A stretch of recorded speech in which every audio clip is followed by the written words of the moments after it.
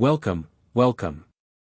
You're here at God of Fiction. Today we present to you, what if Harry was raised by Wednesday Addams and arrived at Hogwarts as a cold master of necromancy?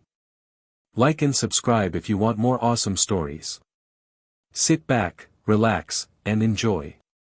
Chapter 1, The boy who was taken the night was unremarkable in every way that mattered to most people, and remarkable in every way that mattered to Wednesday Addams.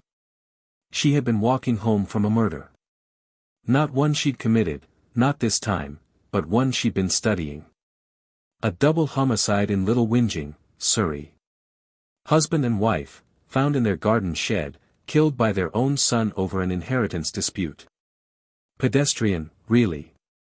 Wednesday had hoped for something more creative, but her publisher wanted the book finished by March, and pedestrian murders paid the bills just as well as inspired ones. She was 37 years old. She wore black, as she had every day of her life. Her hair was long and dark and pulled into a single braid that hung like a rope down her back. Her face was pale and sharp and revealed nothing unless she wanted it to. She had lived in England for 6 years now, long enough to appreciate the weather, which was frequently miserable, and the people, who were frequently worse. The street she walked down was called Privet Drive, and it was the most aggressively normal place she had ever seen. Every house identical. Every lawn trimmed to the same height. Every car washed, every curtain drawn at the same angle. It was the kind of place that made Wednesday want to leave a severed hand on someone's doorstep just to see what would happen. She almost walked past the bundle on the step of number 4. Almost. But Wednesday Addams had been raised to notice things that others preferred to ignore, and what she noticed was this: a baby, wrapped in a blanket, lying on cold concrete in November, with a letter tucked against its chest and a scar on its forehead that hummed with something she recognized in her bones. Death magic. Old death magic. The kind that left a mark. Wednesday stopped walking.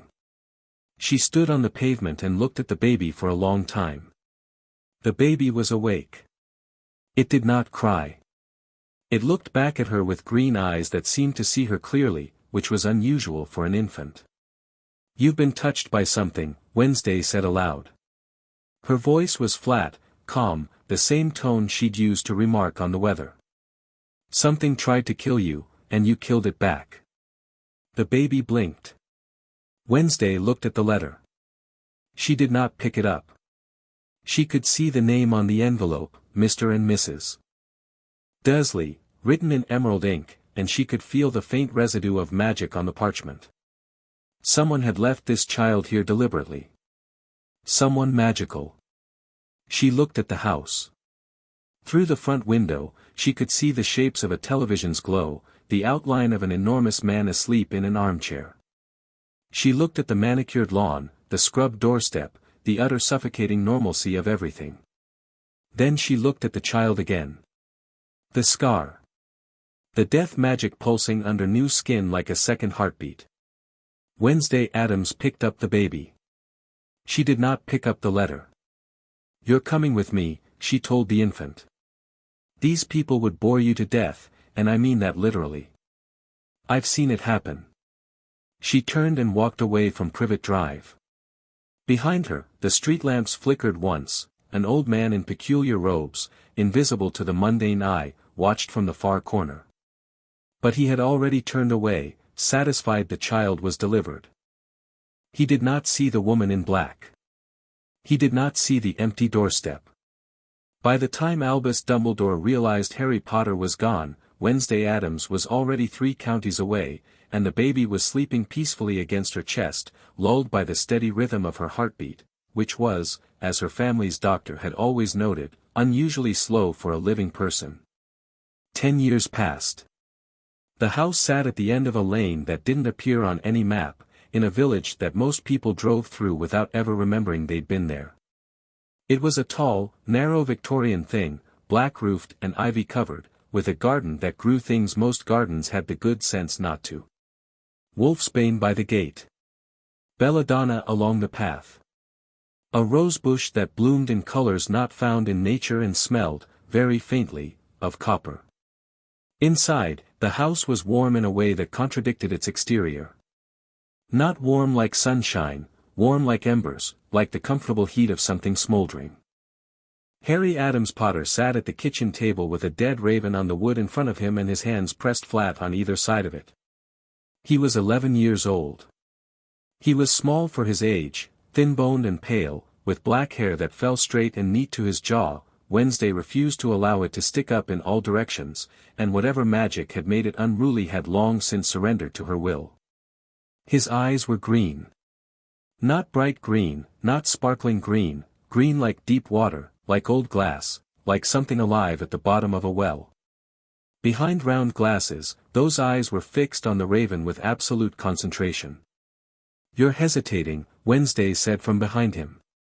She stood at the counter with a cup of black coffee, watching her son work. She had not aged in the way most women in their late 40s aged. She looked carved from marble, the same pale skin, the same dark braid, the same expression of studied neutrality.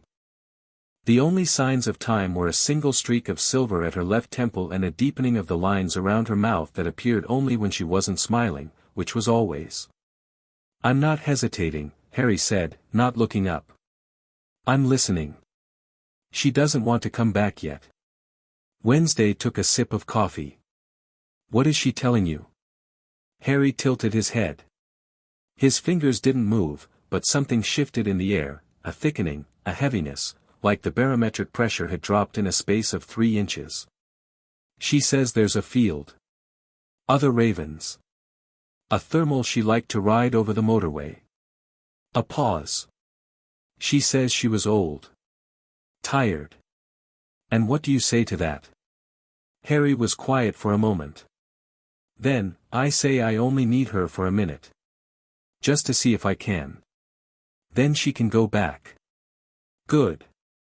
You're asking, not demanding. The dead have no obligation to serve the living, Harry. Remember that." "I know, Mum." He closed his eyes. The air in the kitchen went cold, not dramatically, not like a blast of winter, but a slow seep of warmth out of everything, a gentle leaching that left the coffee in Wednesday's cup sending up a thicker plume of steam. Harry's breathing slowed. The scar on his forehead, thin, lightning-shaped, usually invisible under his hair, flickered with a faint grayish light. The raven's chest moved. 1 twitch. 2. A ragged inhale of air through a beak that had been still for 4 hours. Black eyes opened, clouded at first, then clearing, then fixing on Harry with recognition. The bird ruffled its feathers, stood, shook itself. It opened its beak and made a sound, not a croak, exactly, but something close. A greeting. "Hello," Harry said softly. "Thank you for coming back. You can go whenever you're ready." The raven tilted its head at him. It stayed for a full minute, hopping along the table, pecking at a crumb, spreading its wings experimentally as if remembering what they were for. Then it went still again, settling back onto the wood, and the light left its eyes. The body relaxed. Just a dead bird on a kitchen table. Harry opened his eyes. She said, "Interesting boy," before she left. A fair assessment. Wednesday set down her coffee. "How do you feel?" "Fine. A little cold." He rubbed his hands together. "It's easier than it used to be. It will keep getting easier. Your grandfather could raise a dozen at once by the time he was your age, but he had less finesse. You have precision, which matters more." Harry smiled, small, contained, but genuine. He smiled more than Wednesday did, though that wasn't a high bar. He had inherited that from someone else, she supposed. Perhaps from his birth parents. She'd told him about them years ago, about James and Lily Potter, about the war, about the man who'd killed them and the curse that had rebounded. She had told him everything she knew, which was considerable, because Wednesday Addams was very good at finding things out. "Can I take Edgar out today?" Harry asked, already pushing back from the table. "After breakfast. And after you've finished the chapter on spectral binding I assigned." "I finished it last night." Wednesday raised one eyebrow, her version of surprise. What did you think? The author gets the theory wrong in section 4. He assumes the dead are anchored to their place of death, but that's only true for violent deaths. Natural deaths create free-roaming spirits. He also misspells revenant twice. I noticed the same things. There's a corrected edition in your grandfather's library. I'll have it sent. She paused, studying him in that way she had, not warm, exactly, but deeply attentive. You're ready for what's coming, Harry. He looked at her. The letter? It should arrive any day now. You're 11. They'll want you. Hogwarts. Yes. Harry considered this while he stood and moved the dead raven carefully to the windowsill, where he'd bury it later in the garden. He washed his hands at the sink, methodical, thorough, the way Wednesday had taught him. Everything about Harry was deliberate. He did not rush. He did not flail. He moved through the world like someone who knew exactly how much space he occupied and wasted none of it. You've told me about Dumbledore, he said, drying his hands. He'll want to control me. He'll want to guide you, which is the same thing with better marketing. Albus Dumbledore believes he is the only person qualified to manage the war that's coming. He left you on a doorstep in November because he decided where you belonged. He'll decide again, if you let him. I won't let him. I know. But I want you to understand what you're walking into. Hogwarts is a school, but it is also a chessboard, and Dumbledore has been playing longer than anyone alive. You are not a pawn, Harry. You are not a piece at all. You are a player who has wandered onto someone else's board, and that will unsettle him. Harry leaned against the counter, arms folded, a gesture he'd picked up from her, though he didn't know it. Do you want me to go? Wednesday was quiet for a moment. This was, Harry knew, how she expressed difficulty. Not through fidgeting or sighing or looking away, through stillness. Through silence that lasted half a second longer than expected. I want you to choose, she said finally. You will learn things there that I cannot teach you. Wand magic. Formal spell work. The politics of their world, which you will need to navigate eventually. And you will meet the echo of the man who killed your parents. I believe a piece of him is still in that school. You think Voldemort is there? I think Voldemort never fully left.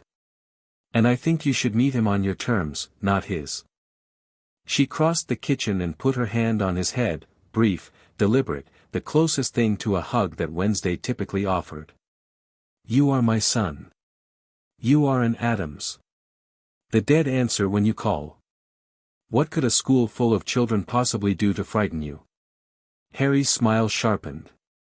It was a very Addams expression. Nothing. Correct answer. Now eat your breakfast. The dead raven got more of your attention this morning than your eggs did, and I won't have you practicing necromancy on an empty stomach. The letter arrived on a Tuesday. It came by owl, a tawny thing that swooped through the open kitchen window and landed on the table with more confidence than was warranted, given that the table was also occupied by Thing, who was practicing card tricks. The disembodied hand paused mid-shuffle, turned toward the owl, and made a gesture that was either a wave or a threat. The owl ruffled its feathers nervously. Harry took the letter. Heavy parchment, emerald ink, a wax seal bearing a coat of arms. He opened it with a butter knife and read it aloud while Wednesday listened from behind her newspaper. Dear Mr. Potter, he read. We are pleased to inform you that you have been accepted at Hogwarts School of Witchcraft and Wizardry. Please find enclosed a list of all necessary books and equipment. Term begins on September 1st. We await your owl by no later than July 31st. He turned the page over. There's a supply list. Robes, wand, cauldron. Standard stuff. Wednesday folded her newspaper. They've addressed it to Potter. Yes. We'll correct that. She held out her hand, and Harry passed her the letter. She read it once, her dark eyes scanning the text with the same expression she used when reviewing autopsy reports: professional interest, detached analysis. Write your acceptance. Sign it Addams-Potter. I'll write a separate letter to the headmaster. What will you say? That his invitation is accepted. That his authority over you extends only to academic matters. That if any harm comes to you through negligence or manipulation, I will visit the school personally, and I will bring the family. A pause. Uncle Fester has been looking for an excuse to visit Scotland. Harry grinned, wider than his usual smile, showing teeth. Can I bring Edgar? You may bring one undead companion. School rules allow a cat, toad, or owl. Edgar is none of those things, but I doubt they've written a policy against reanimated ravens. They'll have to update their handbook. They'll have to update many things. Wednesday stood. I'm going to arrange your supplies. You'll need a wand. We'll visit Ollivanders this week. And Harry. He looked up. When you arrive at that school, you will not hide what you are. You will not diminish yourself to make others comfortable. You will not pretend to be less than you are to fit their expectations. Do you understand? Yes, Mum. The Addams family does not apologize for its nature. We never have. We never will. I know. She studied him for one more moment, her son, her strange and quiet boy with death in his hands and his birth parents' war waiting for him, and then she nodded once and left the kitchen to write her letter to Albus Dumbledore. Harry sat at the table with the acceptance letter in his hands and Thing performing increasingly elaborate card tricks beside him. The disembodied hand dealt a 5-card spread, then tapped the table impatiently. You're right, Harry told it. I should practice more before September. What if I need to raise something bigger than a raven? Thing gave him a thumbs up. From the windowsill, something stirred. The dead raven, the one from that morning, twitched. Opened one clouded eye. It hadn't been called back. It had come back on its own. Harry looked at it. The raven looked at Harry. Then it settled more comfortably on the sill, tucking its head under its wing as if sleeping, though it would never sleep again. "Ha," Harry said. "I suppose you're Edgar now." The raven said nothing, because it was dead. But its tail feathers ruffled once, an acknowledgement, or perhaps just the wind. The trip to Diagon Alley happened 3 days later. Wednesday drove, a black car, old but immaculate, the kind that made other drivers instinctively change lanes. Harry sat in the passenger seat with Edgar on his shoulder. The raven was perfectly still, as the dead tended to be when they weren't actively being directed, but its eyes tracked movement through the windshield with unsettling alertness. It had not left Harry's side since reanimating itself. Persistent creature, Wednesday had observed that morning. She likes me, Harry had said. The dead don't like or dislike. They remember. She remembers that you were kind to her, so she stays. Isn't that the same thing as liking? Wednesday had considered this. Perhaps. Your grandmother would say so. She always did anthropomorphize the dead. London was grey and wet. They parked in a side street near Charing Cross Road and walked to the Leaky Cauldron, a pub that Wednesday could see clearly. She had enough ambient magical sensitivity for that, a gift from her own family's bloodline, and that Harry entered with the casual confidence of someone who expected doors to open for him. The pub went quiet when they walked in. Not because of Harry, not yet. Because of Wednesday. She walked through that room like a blade through cloth, and something in her bearing made people press back against their chairs. The barman, Tom, opened his mouth to greet them and then closed it again, thinking better of it. Wednesday ignored everyone. She led Harry to the back courtyard, tapped the bricks in the sequence she'd memorized from her research, 3 up, 2 across, and the archway opened onto Diagon Alley. Harry had never been here before. He took it in, the crooked buildings, the colorful shop fronts, the witches and wizards in robes, with quiet interest rather than wonder. He'd grown up in a house where disembodied hands served dinner and his grandmother occasionally sent cursed objects as birthday presents.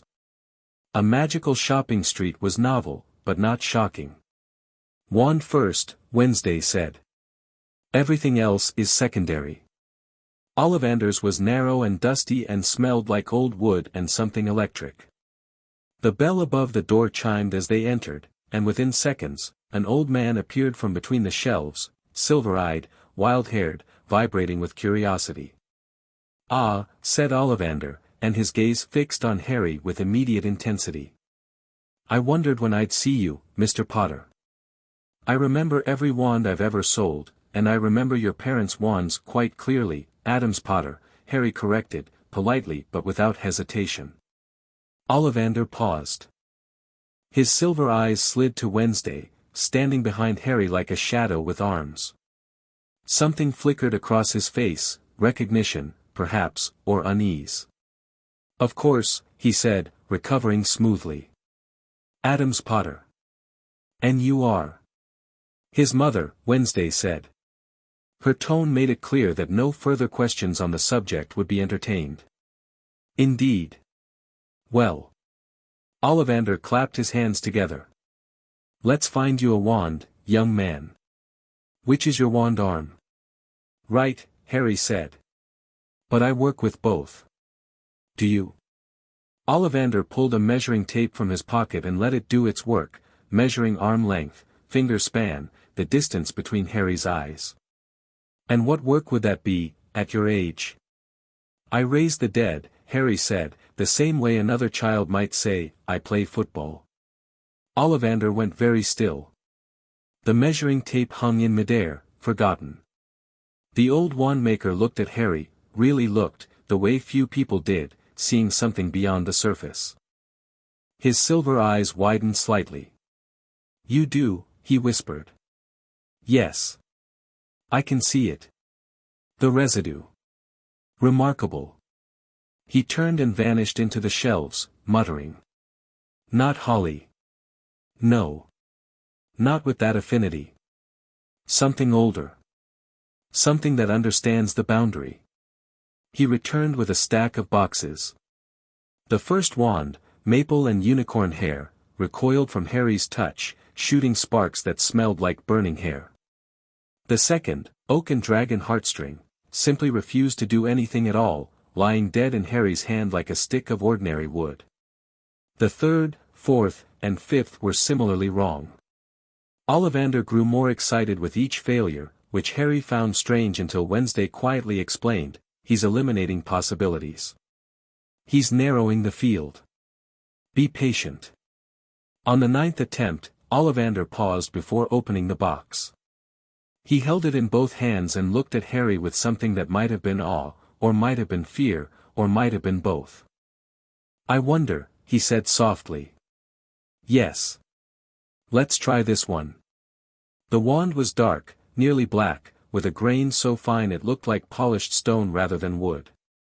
13 inches. Slightly flexible.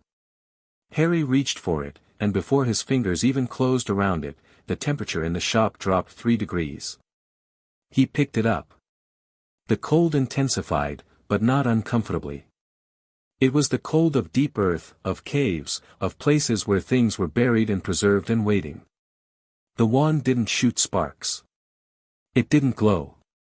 Instead, the shadows in the corners of the shop deepened, stretched, reached toward Harry like plants reaching toward sunlight. Edgar, on his shoulder, raised her head and spread her wings. From somewhere far away, or perhaps very close, in a place that wasn't quite physical, there was a sound like dozens of voices exhaling in unison. "Oh my," Ollivander breathed. "Elder wood. Thestral tail hair core. I made that wand 40 years ago and no one has ever been able to touch it without feeling ill. It's been waiting for you." Harry turned the wand in his fingers. It felt like an extension of his arm, like a finger he hadn't known was missing. "What does Elderwood mean?" "It means," Ollivander said, "that you are its master, and it will serve no other. Elder wands choose once.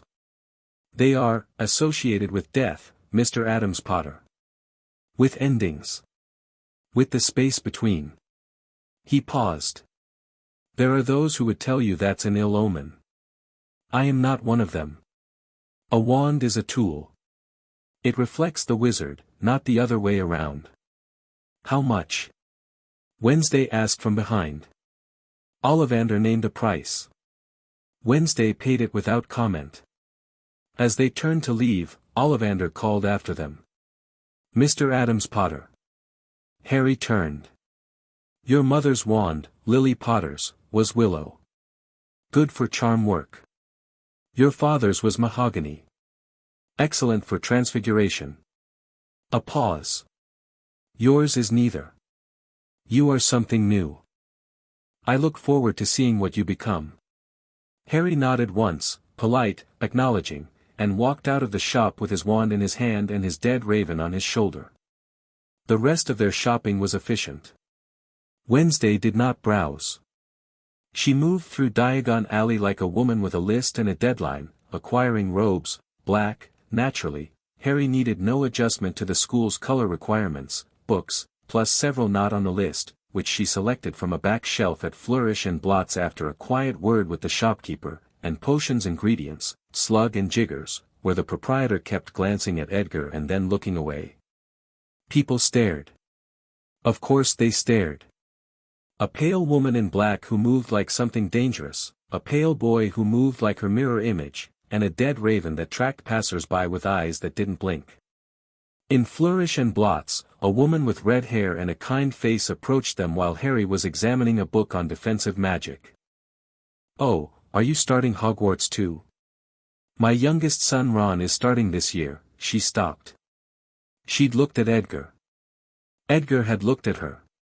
The woman went pale and hurried away, gathering her children behind her like a hen gathering chicks. Harry didn't react. He was used to it.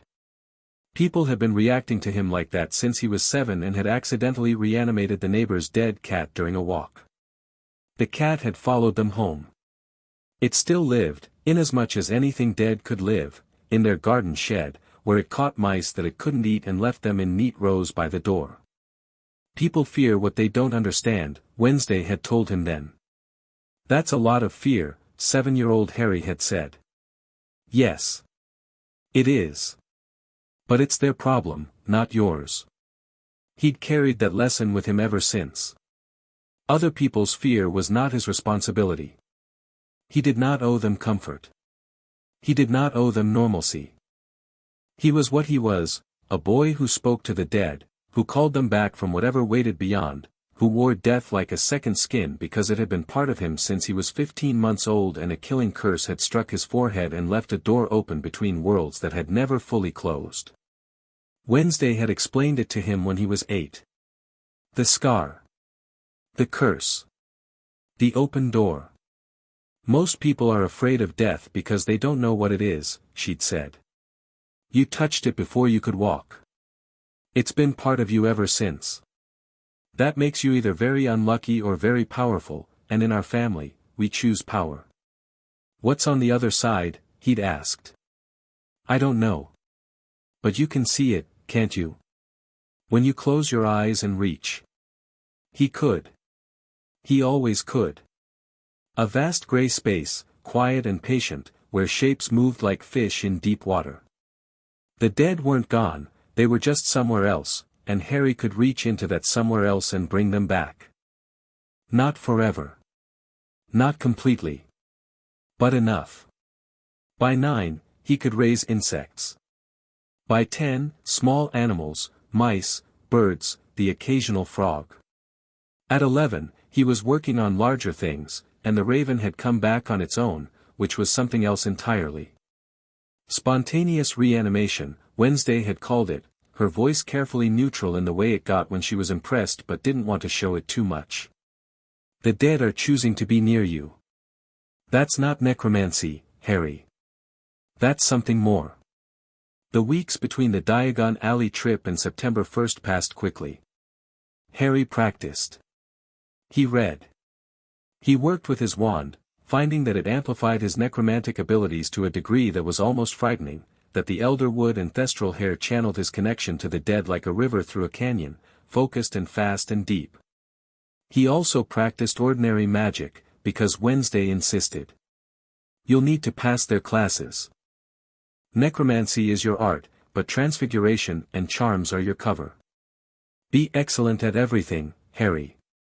Mediocrity is a disguise, and you are not going in disguise. She taught him dueling in the backyard, not the formal wizarding kind, but the Addams kind, which involved fewer rules and more improvisation. Wednesday had never attended a magical school herself, but she'd studied magic extensively through her family's libraries, and what she lacked in formal training she made up for in sheer ruthless creativity.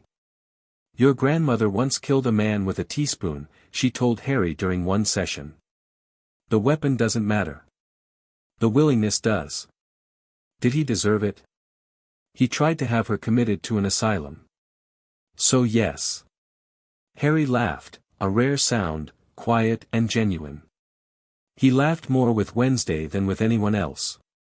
To the outside world, they might look cold, the pale woman and her pale son, moving through life with all the warmth of a winter morning. But between them, there was a deep and absolute understanding, a love expressed not through effusion but through attention, through teaching, through the absolute certainty that they would destroy anyone who threatened the other. 3 days before September 1st, Harry was in the garden with Edgar on his shoulder and his wand in his hand, practicing a summoning charm on the wolfsbane, when Wednesday came outside with a letter in her hand and an expression that was, for her, thunderous.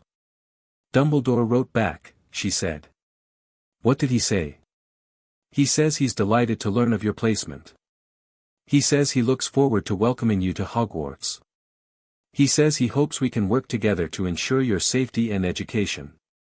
She paused. He also says he'd like to meet with you before term starts. Privately. No, Harry said immediately. No, Wednesday agreed. I told him as much.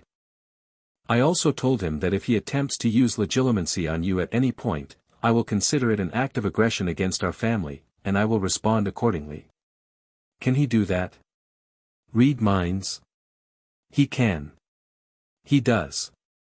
It's how he keeps his board in order, knowing what all the pieces are thinking. She handed him the letter. Read it. Know your adversary. Harry read it. Dumbledore's writing was elegant, warm, grandfatherly. Every sentence dripped with kindness and concern. Harry could see exactly what Wednesday meant, it was masterful. A lesser person would feel comforted. Would feel grateful. Would feel like this man had their best interests at heart. Harry felt nothing but alertness. He wants me to trust him, Harry said. He wants you to need him. There's a difference. Wednesday sat on the garden bench, an iron thing shaped like intertwined serpents, a birthday gift from Uncle Gomez. Dumbledore is not evil, Harry. I want you to understand that. He genuinely believes he's working toward the greater good. He genuinely wants to stop Voldemort. But his method is control. He moves people where he needs them to be, and he has decided that you are his weapon against the Dark Lord. I'm no one's weapon. No. You're not. But you may choose to fight the same enemy. On your own terms. Harry tucked the letter into his pocket and went back to practicing. The wolfsbane drifted toward him obediently, roots and all, settling at his feet like a cat. That night, he lay in bed and reached. Not with his hands, with that other sense, the one connected to the scar, to the door that never closed. He reached into the gray space and felt the dead moving there, vast and patient and countless. He didn't call anyone back. He just listened. They whispered to him. Most of what they said was indistinct, fragments of memory, echoes of emotion. But sometimes, if he listened carefully, he could hear specific things. Names. Places. Warnings. Tonight, he heard one word repeated several times by several different voices. Hogwarts.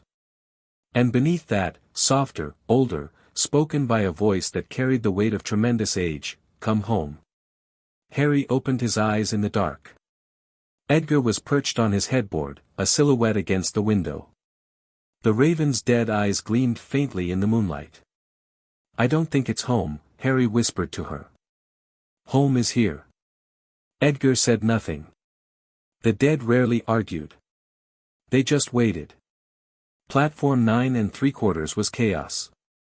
Wednesday had driven him to King's Cross, parked illegally. She always parked illegally. Tickets were a form of correspondence she enjoyed ignoring, and walked him to the barrier between platforms 9 and 10 with his trunk and Edgar and an unsettling calm that made other parents actively avoid standing near them.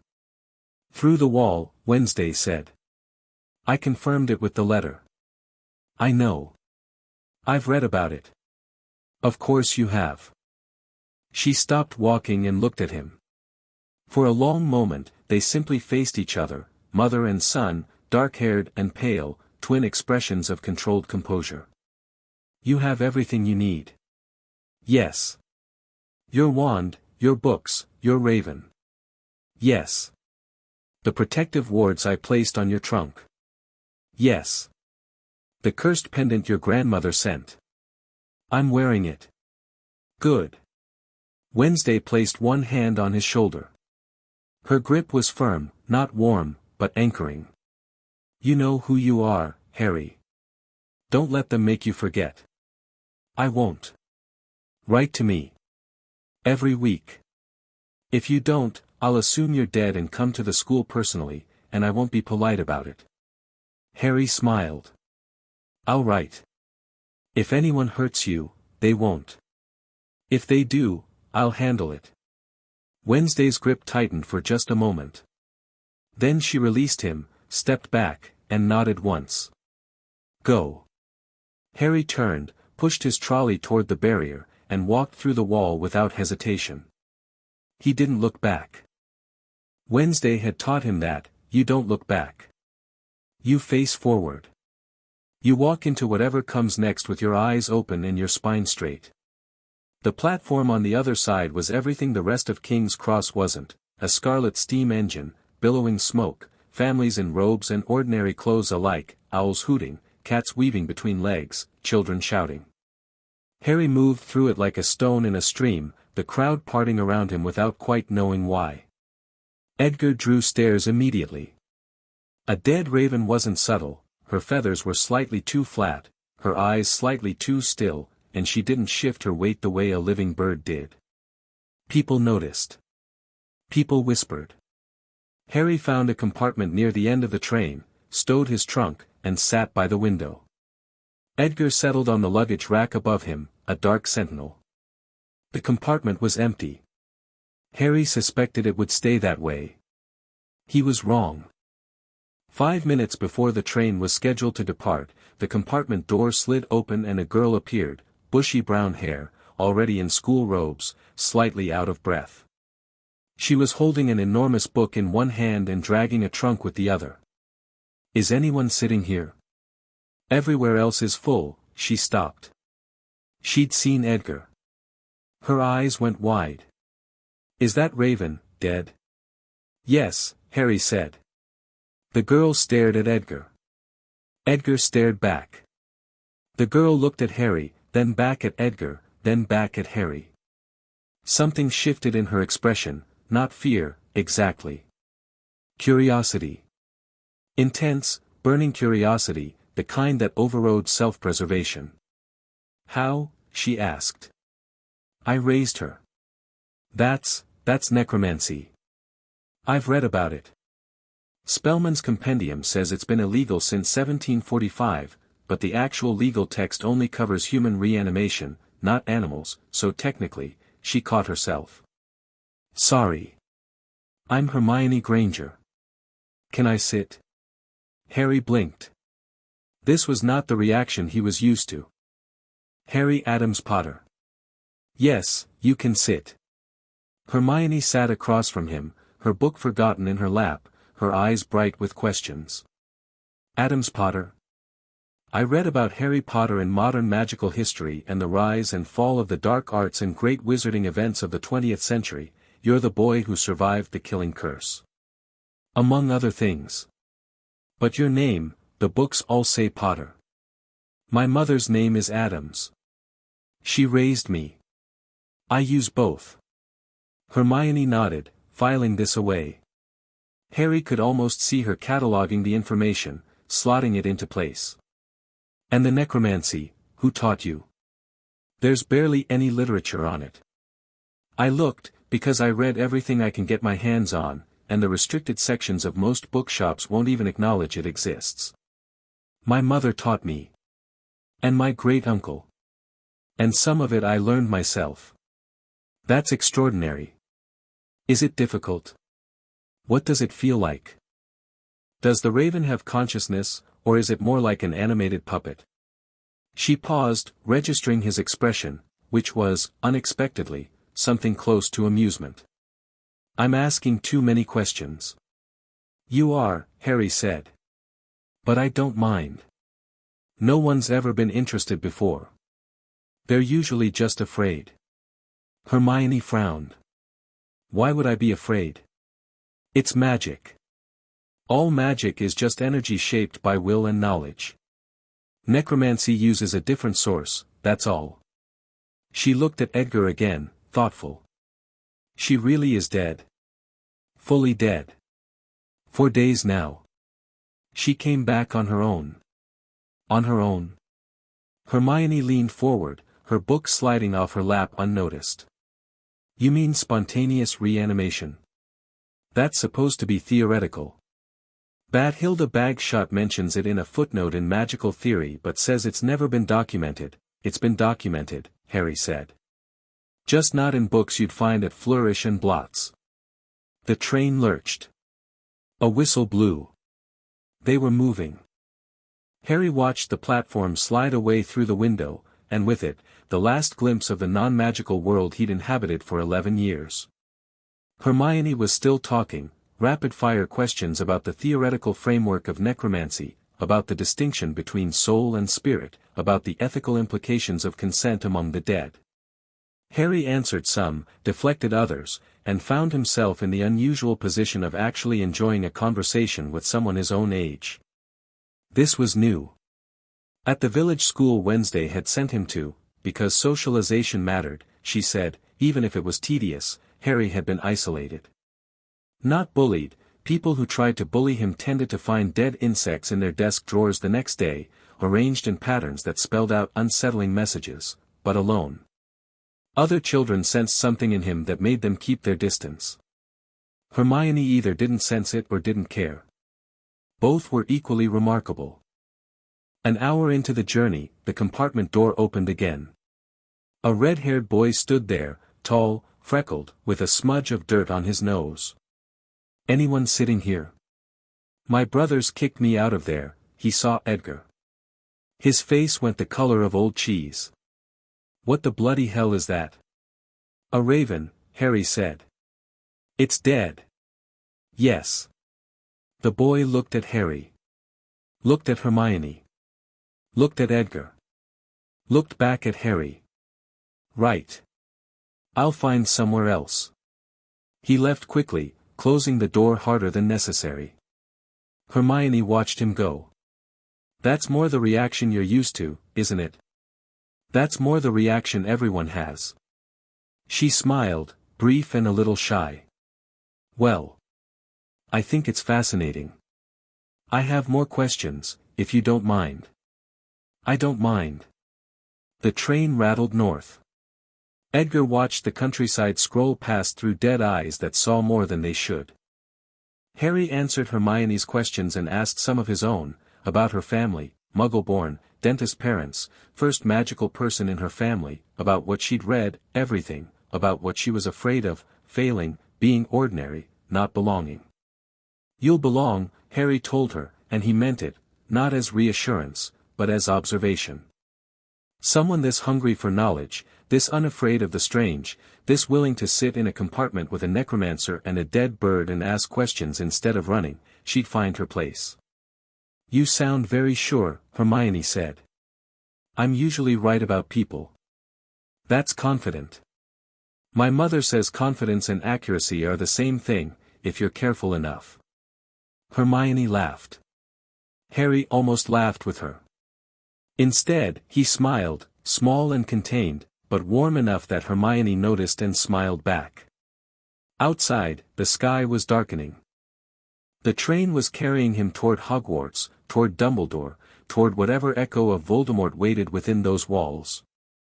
Harry felt it like a pull in his chest, the dead of that ancient castle, centuries of ghosts and buried secrets, calling to him across the miles. "Come home," they whispered. "I'm coming," he thought back. "But not for you. Not yet." Edgar ruffled her feathers, a movement with no breath behind it, no life driving it, just the memory of what it meant to be a bird, and settled in for the long ride north. Chapter 2, Arrival. The sky had gone fully dark by the time the train began to slow, and the temperature inside the compartment had dropped enough that Hermione pulled her robes tighter around her shoulders. Harry didn't notice the cold. He rarely did anymore. "We should be arriving at Hogsmeade Station," Hermione said, peering through the window at shapes moving in the darkness, trees, the edge of a lake, distant lights that flickered like candle flames. "The books say first years cross the lake by boat." "I know." "Right. Of course you know." She stood, smoothing her robes, and then hesitated. "Harry, when we get there. The other students. They're going to react to Edgar, and to you. Are you prepared for that?" Harry looked at her. The question wasn't condescending, it was genuine concern, offered carefully. He appreciated it more than he showed. "Hermione. I've been the strangest person in every room I've entered since I was 7 years old. I'm not going to stop now." She nodded, something resolving in her expression. "Good. Then I'll sit with you at dinner, if we're in the same house." "You don't have to." "I know I don't have to. I want to." The train shuddered to a stop. Doors banged open. The corridor flooded with students, chattering, shoving, buzzing with nervous energy. Harry waited until the worst of the crush passed before stepping out. Edgar shifted on his shoulder, talons gripping through his robe. The raven's head swiveled, tracking the crowd with mechanical precision. Cold air hit them as they stepped onto the platform.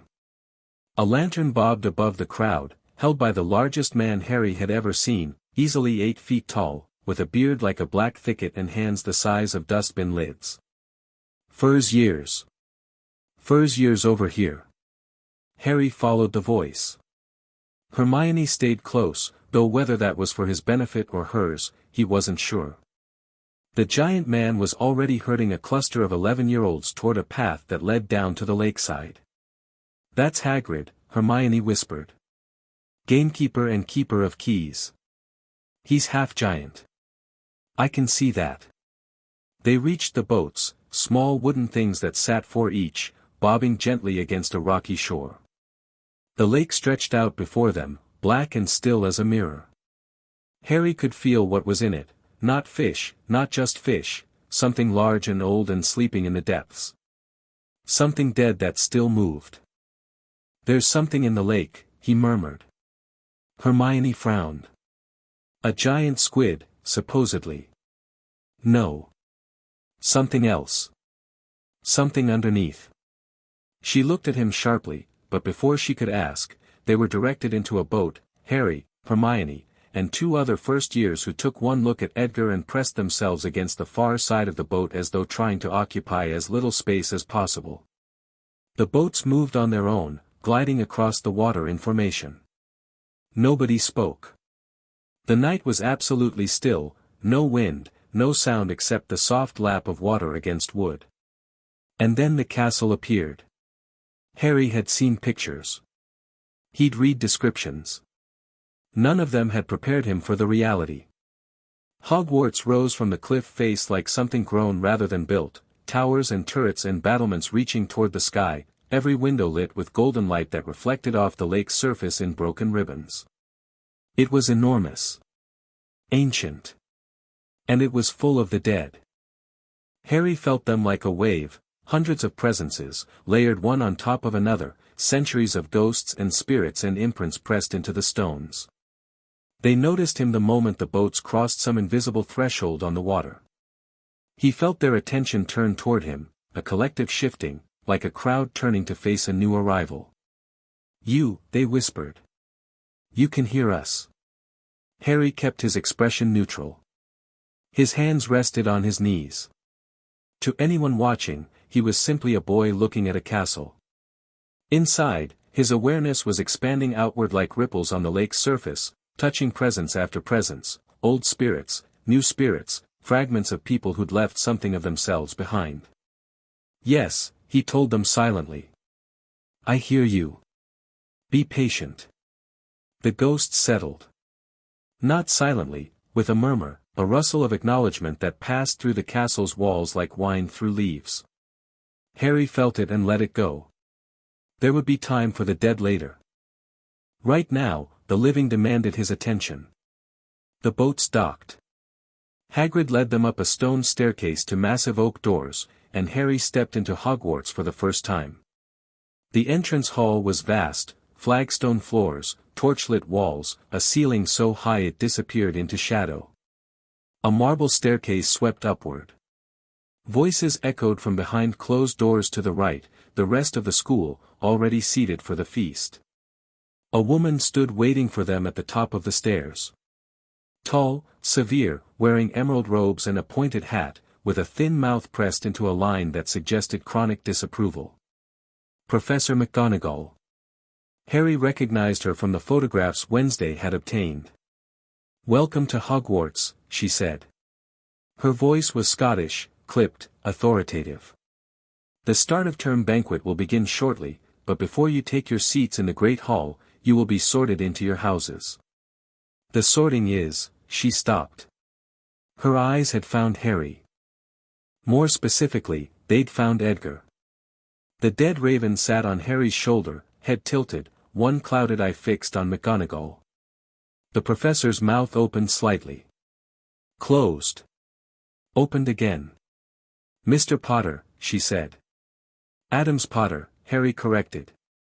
McGonagall's expression shifted through several rapid stages: surprise, confusion, a flash of something that might have been recognition. "Mr. Addams-Potter. That creature on your shoulder. Her name is Edgar. Is it alive?" "No." The first years around him shuffled away. The circle of empty space that always formed around Harry widened. McGonagall stared at Edgar for another long moment, then looked at Harry with an expression he couldn't quite read. It wasn't fear, not exactly. It was the look of someone recalculating an equation that had suddenly gained new variables. "We will discuss this after the sorting," she said finally. "Follow me, all of you." She turned and led them toward the Great Hall. Harry walked at the center of the group, alone in his bubble of space except for Hermione, who had taken up position at his side with quiet determination. Other first years whispered. Harry didn't listen. The Great Hall doors opened, and 1,000 candles hung suspended in midair above 4 long tables packed with students. The ceiling showed the night sky, clear, stars piercing, no clouds. At the far end of the hall, a high table held the faculty. Harry's eyes went there immediately, scanning. Dumbledore sat at the center. Tall, thin, ancient, wearing robes of deep purple with silver stars. Half-moon spectacles perched on a crooked nose. Blue eyes that twinkled with carefully cultivated warmth. He was watching Harry. Of course he was. Harry met his gaze across the length of the hall and held it without blinking. Something brushed against his mind, gentle, almost imperceptible, like a cobweb across skin. Legilimency. A surface scan, barely there. Harry's mental defenses were not walls. They were not shields. They were graves. Wednesday had taught him occlumency at 9, not the traditional method of clearing the mind, but the Addams method: fill the mind with the dead. Let the intruder reach in and find not thoughts but presences, cold and watching. Dumbledore's probe touched the outer edge of Harry's mind and recoiled. Across the hall, Harry saw the old man's expression flicker, just for a moment, just a twitch of those white eyebrows. Then the twinkle was back, brighter than before, and Dumbledore looked away. First test, Harry thought. Failed. His gaze continued down the high table. A tiny man, Flitwick, probably. A round woman in earth-toned robes, Sprout. A hook-nosed man in black with greasy hair and eyes like tunnels, Snape. Harry watched Snape watching him. The potions master's face was unreadable, but his hands were gripping the table's edge hard enough to whiten his knuckles. And at the end of the table, half hidden by a taller colleague, a man in a purple turban, young-faced, twitching slightly. He turned his head as Harry looked at him, and something in Harry's scar pulsed. Not pain. A vibration. A recognition. There you are, Harry thought. The man in the turban was Quirrell. And something was very wrong with him. He had the feel of a corpse walking, not dead, not quite, but occupied. Inhabited. Something was living inside him that shouldn't be, and whatever it was aware of Harry in the same moment Harry became aware of it. Harry filed this away and turned his attention back to the sorting. McGonagall had placed a stool before the hall with a battered old hat on it. The hat sang, something about houses and qualities and belonging, and then the sorting began. Names called alphabetically. Students walked up, sat, wore the hat. Gryffindor, Hufflepuff, Ravenclaw, Slytherin. Applause, cheers, the ordinary business of a school. Addams-Potter, Harry. The hall went quiet. Not silent, a different quality of quiet, charged and expectant. Harry walked forward, and the whispers began before he'd taken 3 steps. That's Harry Potter, what's on his shoulder, is that bird dead? Look at his eyes. Harry sat on the stool. McGonagall lowered the hat onto his head, and the world went dark. For a moment, nothing happened. Then a voice spoke, not in his ears but in his mind, an old voice, dry as parchment. Well, well, well. What do we have here? A student, Harry thought back. Presumably. Oh, far more than that. The hat's presence was strange, not human, not ghostly, something else entirely. A consciousness woven from magic and memory. I've sorted thousands of children over 1,000 years, Mr. Addams-Potter. I have never encountered a mind like yours. I'll take that as a compliment. It is and it isn't. You are, inhabited. Not possessed, nothing so crude. But you carry passengers. The dead cling to you like moths to a flame. A pause. And that scar. Fascinating. There's something in there that isn't you. Harry went still inside. I know. I've always known. Have you? Good. Most would find that terrifying. You find it interesting. My mother taught me that knowing your enemy is the first step to defeating them. Whatever lives in my scar is a fragment. A broken piece. It doesn't control me. No. It certainly doesn't. The hat sounded almost amused. Now. Where to put you? You have courage, not the loud kind, the quiet kind, the kind that stares into darkness and says, I live here. That's Gryffindor material. You have intelligence, vast, hungry, directed. Ravenclaw would suit you. You have ambition, not for power's own sake, but for mastery, for completion. Slytherin would claim you gladly. And you have loyalty, deep, fierce, absolute, to those few you choose. Hufflepuff would value that. I don't care where you put me, Harry thought honestly. I'm not here for a house. I'm here for what's inside this castle. Yes. I can see that. The hat was quiet for a long moment. You know, the last person who sat under me with this much death magic in their bones became something terrible. Tom Riddle, his name was. I know who Tom Riddle became. You're nothing like him. He feared death more than anything. You don't fear it at all. Another pause, longer this time. I think you need to be where your courage will be seen. Where your darkness will be most uncomfortable. Where you'll be challenged, not coddled. Where no one will assume they understand you, and you'll have to show them. You want to put me in Gryffindor. I want to put you where you'll grow. And you'll grow most where you're least expected. The Hat's voice sharpened with something almost like glee. Besides, the look on Dumbledore's face will be worth it. He expected Slytherin. Everyone expected Slytherin. Harry felt his mouth twitch. Fine. Gryffindor. The Hat shouted it to the hall, and McGonagall lifted it from Harry's head. He stood, adjusted Edgar on his shoulder, and walked toward the Gryffindor table. The applause was uncertain. Scattered. People clapped because they were supposed to, but they watched him with wide eyes as he sat down at the end of the table, Hermione's empty seat waiting beside him. The boy across from him, older, a prefect badge on his chest, stared at Edgar and then very deliberately looked elsewhere. Hermione was sorted into Gryffindor 4 names later. She came to the table beaming and slid onto the bench beside Harry with obvious relief. I hoped we'd be together. The Hat seemed to think I belonged here, Harry said. Why wouldn't you? Harry glanced down the table at the other Gryffindors, boisterous, loud, red and gold everything.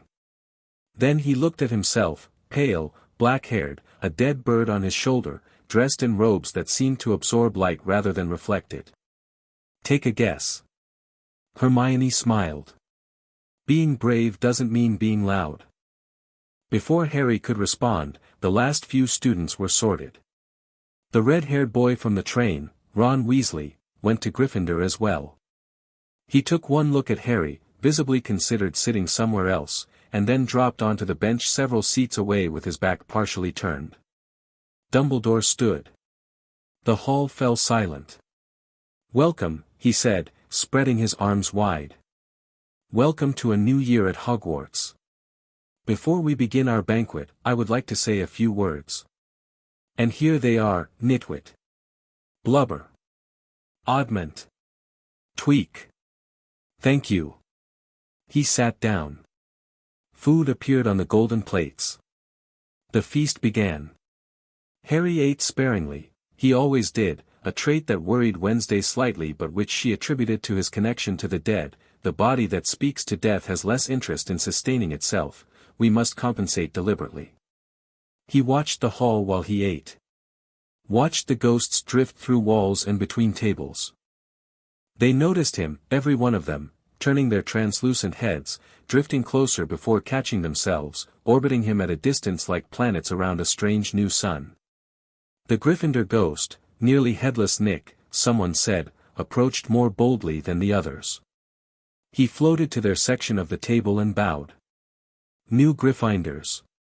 Welcome, welcome. I'm Sir Nicholas de Mimsy Porpington, resident ghost of, he stopped. He was looking at Harry the way all ghosts looked at Harry. With hunger. With recognition. With something almost like hope. You, Nick said softly. You can see me properly, can't you? Yes, Harry said. Fully.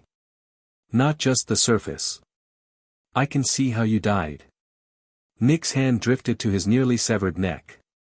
The other students nearby had gone very quiet, watching this exchange with wide eyes.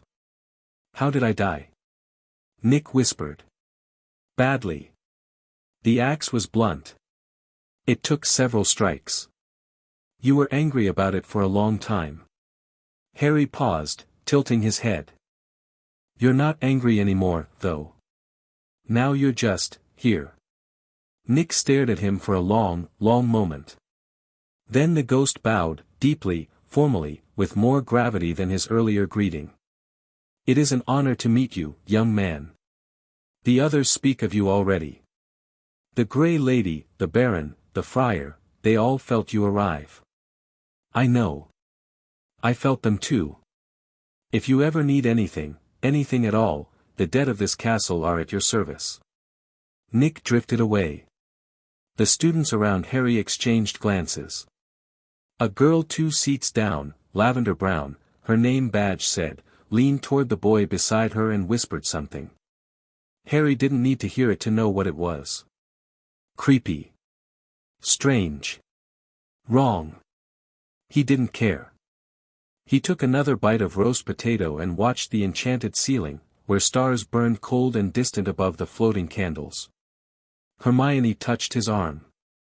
That was remarkable. You really can communicate with them, fully? They're just people, Hermione. Dead people, but people. They think, they feel, they remember.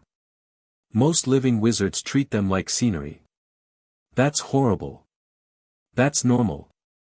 Normal and horrible usually overlap. She was quiet for a moment, chewing on this along with her dinner. Then, will you teach me? About necromancy?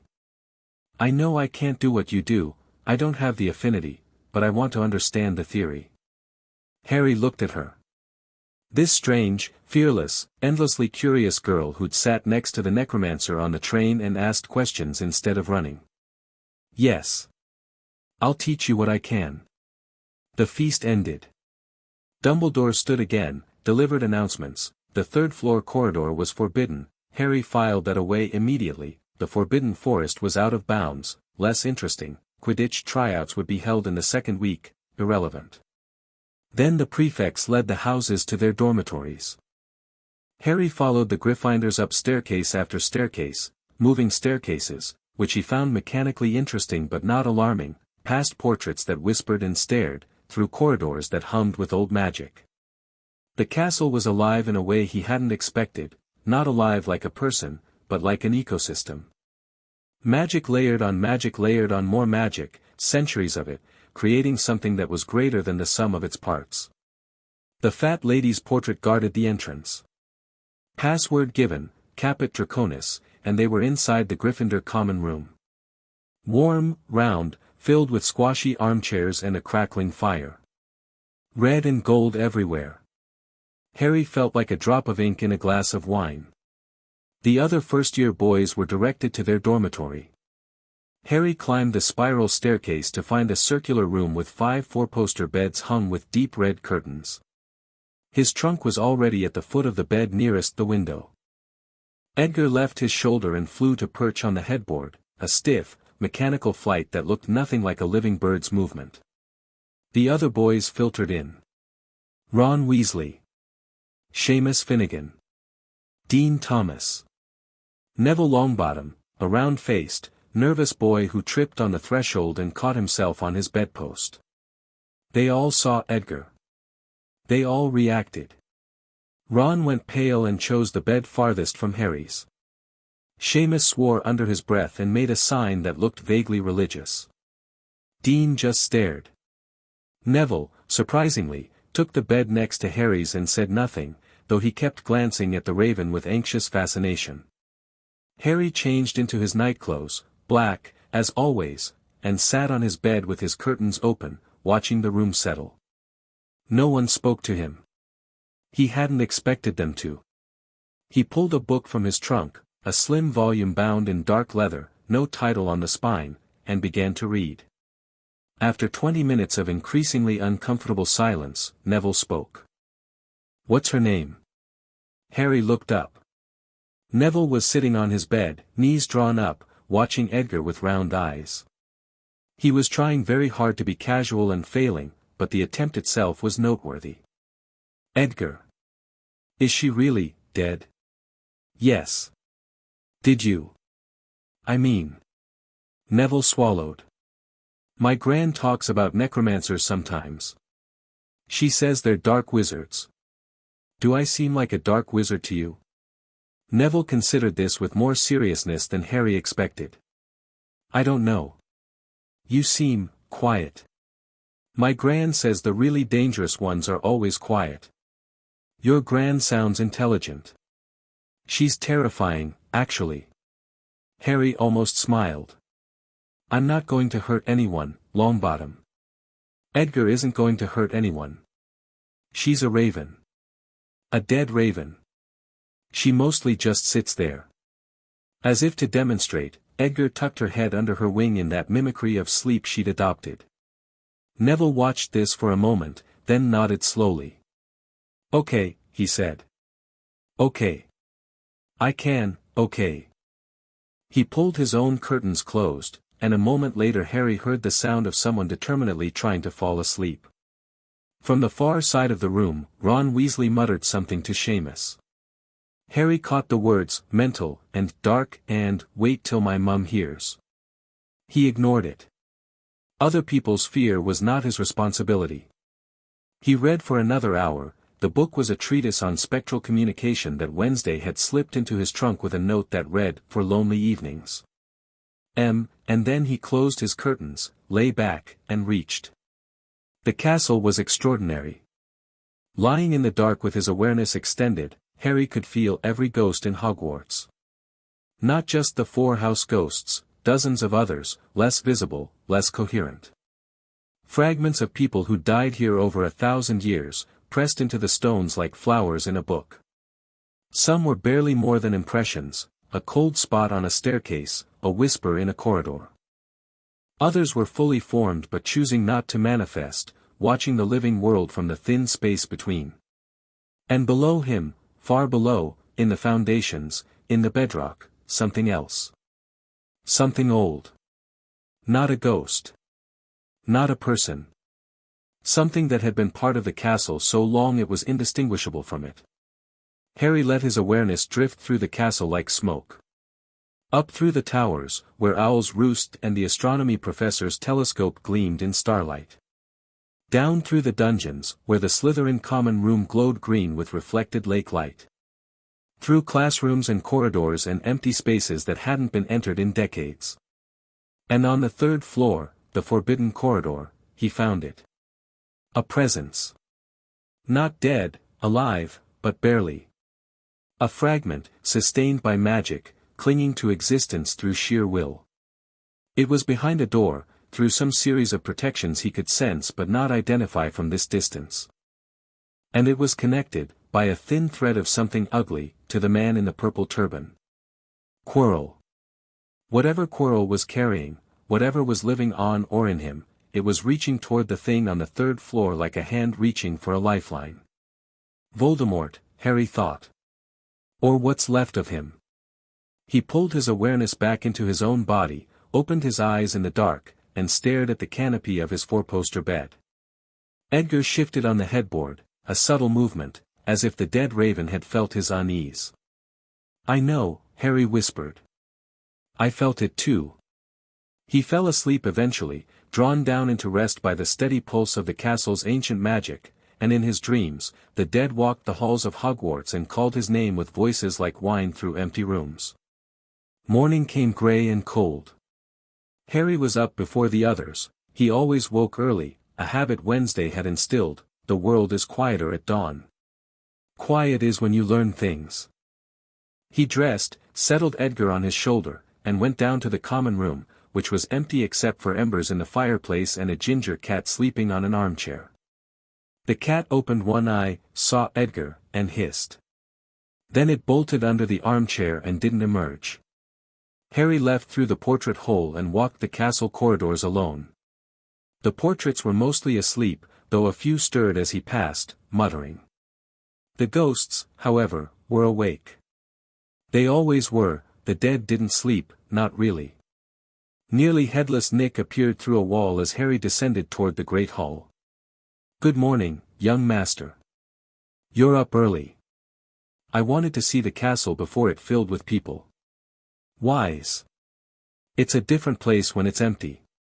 Nick drifted beside him, matching his pace. The others asked me to speak with you. The ghosts. They want to know your intentions. Harry glanced at him. My intentions? You're the first necromancer to walk these halls in over 200 years. The last one, well. He didn't treat us kindly. He used us. Bound us against our will. Forced us to spy, to fight, to do things the dead should not be forced to do. Nick's translucent face was serious, more serious than Harry had seen it. We need to know if you intend the same. Harry stopped walking. He turned to face Nick fully, and he let the mask drop, just for a moment, just enough. Let the ghost see not the careful composure but the thing underneath, the genuine connection to death, the awareness, the deep and unshakable understanding of what the dead were. "I don't bind the unwilling," Harry said. "I was taught better than that. The dead are not tools. They are not weapons. They're people who have moved on, and they deserve the same respect as the living." He paused. "More, actually. The living can fight back." Nick stared at him. Then, slowly, the ghost smiled, a real smile, warm and full of relief. "I'll tell the others." "Thank you, Mr. Addams-Potter. You have no idea what it means to hear that." "I think I do, actually." Nick bowed again and drifted away through the ceiling. Harry continued down to the great hall, which was nearly empty, a few early risers scattered along the long tables, bleary-eyed and clutching cups of tea. He sat at the Gryffindor table and helped himself to toast. Edgar sat on the table beside his plate and was ignored by the house elves' magic that cleared dishes, which Harry found interesting. He was halfway through his second piece of toast when someone sat across from him. He looked up. Pale blonde hair. Pointed face. Gray eyes that held a calculated blend of arrogance and curiosity. Two larger boys flanking him like bookends, bodyguards, clearly, though they looked more confused than threatening at the early hour. "Draco Malfoy," the blonde boy said, offering his hand across the table. "You're Harry Potter. Addams-Potter." Harry looked at the offered hand. He did not take it. "And you're at the wrong table." Malfoy's hand hung in the air for a moment, then withdrew. His expression didn't change, controlled, Harry noted. Well trained. Pure blood manners. "I heard about your sorting last night." Gryffindor. Surprising choice. The hat's choice, not mine. Is it true? What they're saying? Malfoy's eyes went to Edgar. That you can raise the dead? Yes. No elaboration. No demonstration. Just the flat confirmation. Malfoy's composure slipped for just a fraction of a second, a widening of the eyes, a subtle lean backward, before resettling. "My father told me about you. About the Potter family, the war, your parents." Malfoy's voice had dropped lower, more private. "He said Dumbledore hid you after the Dark Lord fell. That no one could find you for 10 years. That's half right. Dumbledore tried to hide me. He failed. My mother found me first." "Your mother, the woman who raised you." Malfoy's eyes were calculating. "She's not a witch. Not a traditional one. No. She's something else entirely. My father wants to know about her. About what you are." Malfoy leaned forward slightly. "I'm offering you an alliance, Addams-Potter. The Malfoy family has resources, connections, influence. Whatever you're doing, whatever kind of magic you're practicing, we can help. We understand the dark arts. We don't fear them the way these," he gestured vaguely at the Gryffindor table, "do." Harry took a sip of tea. He looked at Malfoy over the rim of the cup, and he considered. This boy was 11, same as him. But he wasn't speaking for himself, he was speaking for his father, reading from a script he'd been given. A probe. A first move. The Malfoy family wanting to assess the new piece on the board. "I don't need resources," Harry said. "I don't need connections. I don't need influence. And I don't practice the dark arts."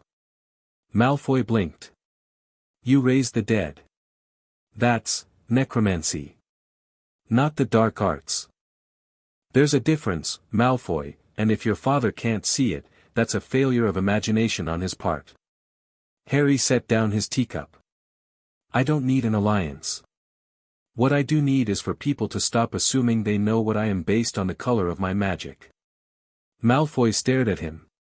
The calculation was still there, but mixed with something else now, surprise, maybe, or reassessment. This wasn't going the way his father's script had laid out. "You're turning me down," Malfoy said. "Not a question. I'm declining a transaction I don't need. That's not the same as making an enemy. Harry met Malfoy's eyes steadily. I have no quarrel with you, Malfoy. But I won't be recruited. Not by you, not by Dumbledore, not by anyone. A long silence. Then Malfoy stood, smoothing his robes with a sharp gesture. My father will be disappointed. Your father will adapt. Intelligent people do. Something flickered in Malfoy's expression, amusement, maybe, buried deep. He nodded once, stiff, formal, and left, his two bookends trailing behind him. Harry watched them go, then returned to his toast. Hermione arrived 10 minutes later, hair wilder than yesterday, a stack of books already in her arms. Was that Draco Malfoy? What did he want? To recruit me. And? I said no. She sat down and immediately began loading her plate. Good. His family has a terrible reputation. Death Eaters in the last war, his father claimed he was under the Imperius curse, but nobody really believes that. I know. Of course you do. She smiled and poured herself pumpkin juice. What classes do we have today? Harry pulled out his schedule. Transfiguration first. Then charms.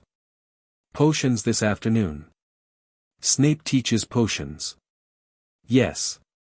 I've heard he's horrible. I've heard worse. Harry finished his toast and stood. Shall we? Transfiguration was taught by McGonagall, who began the class in cat form, an impressive bit of magic that she revealed by transforming on her desk when most students were seated. Harry recognized her immediately, having sensed the human mind inside the cat shape, but said nothing. The class was straightforward. Turn a match into a needle. Basic transmutation, understanding the fundamental similarity between objects and using will and wand to bridge the gap. Harry listened, took notes, and when called upon, turned his match into a needle on the first attempt. Not just a needle, a perfect needle, gleaming silver, sharp enough to draw blood. McGonagall held it up to the light and examined it with raised eyebrows. 5 points to Gryffindor, she said. Exceptional work, Mr. Addams-Potter. Have you practiced transfiguration before? My mother believed in a well-rounded education, Harry said. McGonagall looked at him for a long moment. Then she set the needle down and moved on to the next student. Harry saw her make a note on her desk. He didn't much care what it said. Hermione managed the transformation on her third attempt, good, but not quite as instant. She looked at Harry's needle with something between admiration and competitive fire. You didn't even hesitate. I've been practicing magic since I was 6. That's not fair. No. But it's true. She huffed, not annoyed, just driven, and went back to her match with renewed intensity. Charms was next, Professor Flitwick, tiny and enthusiastic, who toppled off his stack of books when he read Harry's name from the register. Harry Potter. Oh, I remember your mother, Lily Evans, marvelous at charms, absolutely marvelous, he caught himself, beaming. Well, I'm sure you'll be wonderful too. Harry said nothing. Flitwick's enthusiasm was genuine but slightly exhausting. The class itself was basic, wand movements, theory, the foundations of what would become practical spellwork in coming weeks. Harry took notes and studied the professor, who was clearly a master of his craft despite his excitable exterior. Potions, though. Potions was different. The dungeon classroom was cold and dark, lit by flickering torches that cast more shadow than light. Shelves of Jared specimens lined the walls, things floating in formaldehyde, preserved in eternal stillness. Harry found it almost comforting. The aesthetic reminded him of home. Snape swept into the room like a bad wind, black robes billowing, black hair hanging like curtains around his sallow face. He took roll call in a voice like a blade being drawn, and when he reached Harry's name, he paused. Ah, yes, Snape said softly. Harry Potter. Our new celebrity. Addams-Potter, Harry corrected. Third time today. He was beginning to wonder if he'd need to have it tattooed on his forehead. Snape's dark eyes fixed on him. The hatred there was immediate, visceral, and completely irrational. Harry could see it clearly. This man hated him on sight, and the reason was obvious: Harry looked like his father. Wednesday had told him about James Potter and Severus Snape. Old enmity, school grudges, wounds that never healed. But there was something else there too. Beneath the hatred, deeper, more conflicted, something that flinched when it met Harry's green eyes. Lily's eyes. "Tell me, Potter," Snape said, ignoring the correction, moving toward Harry's desk like a predator circling. "What would I get if I added powdered root of asphodel to an infusion of wormwood?" "The draught of living death," Harry said immediately. "A sleeping potion so powerful it mimics death. The victim's heartbeat slows to 1 beat per minute, body temperature drops to match ambient, and the soul, according to Spellman's research, partially disconnects from the body, which is why the antidote must include a spiritual anchor to pull it back." Silence. Absolute silence. Every student in the room was staring. Snape's face had gone blank, the hatred still there but overlaid with something else. "Spellman's research," Snape repeated slowly. "That is not in any textbook assigned to first years." "No. It's in my family's library." "Your family's library?" Snape's lip curled. "And where, pray tell, is a monkshood plant found?" "Everywhere. It's also called wolfsbane or aconite. We grow it in our garden. My mother uses it in her protective wards." "And what is the difference between monkshood and wolfsbane?" "Nothing. They're the same plant. You asked me that to see if I'd panic and guess they were different." Harry met Snape's eyes without flinching. "I didn't." Another long silence. Snape stood over Harry's desk, and the rest of the class seemed to be holding a collective breath. Then Snape leaned down, close, his voice dropping to something barely above a whisper. "You have your mother's eyes," he said. "Not Harry's adoptive mother. His birth mother." The words were rough, almost involuntary, as if they'd been dragged out of him. Then he straightened abruptly, robes snapping. "Adequate, Addams-Potter. Let's see if your practical skills match your reading." He swept away. Harry felt Hermione exhale beside him. Under the desk, her hand found his arm and squeezed once. Solidarity. The practical portion of the class was simple, a basic boil cure potion, following instructions written on the board.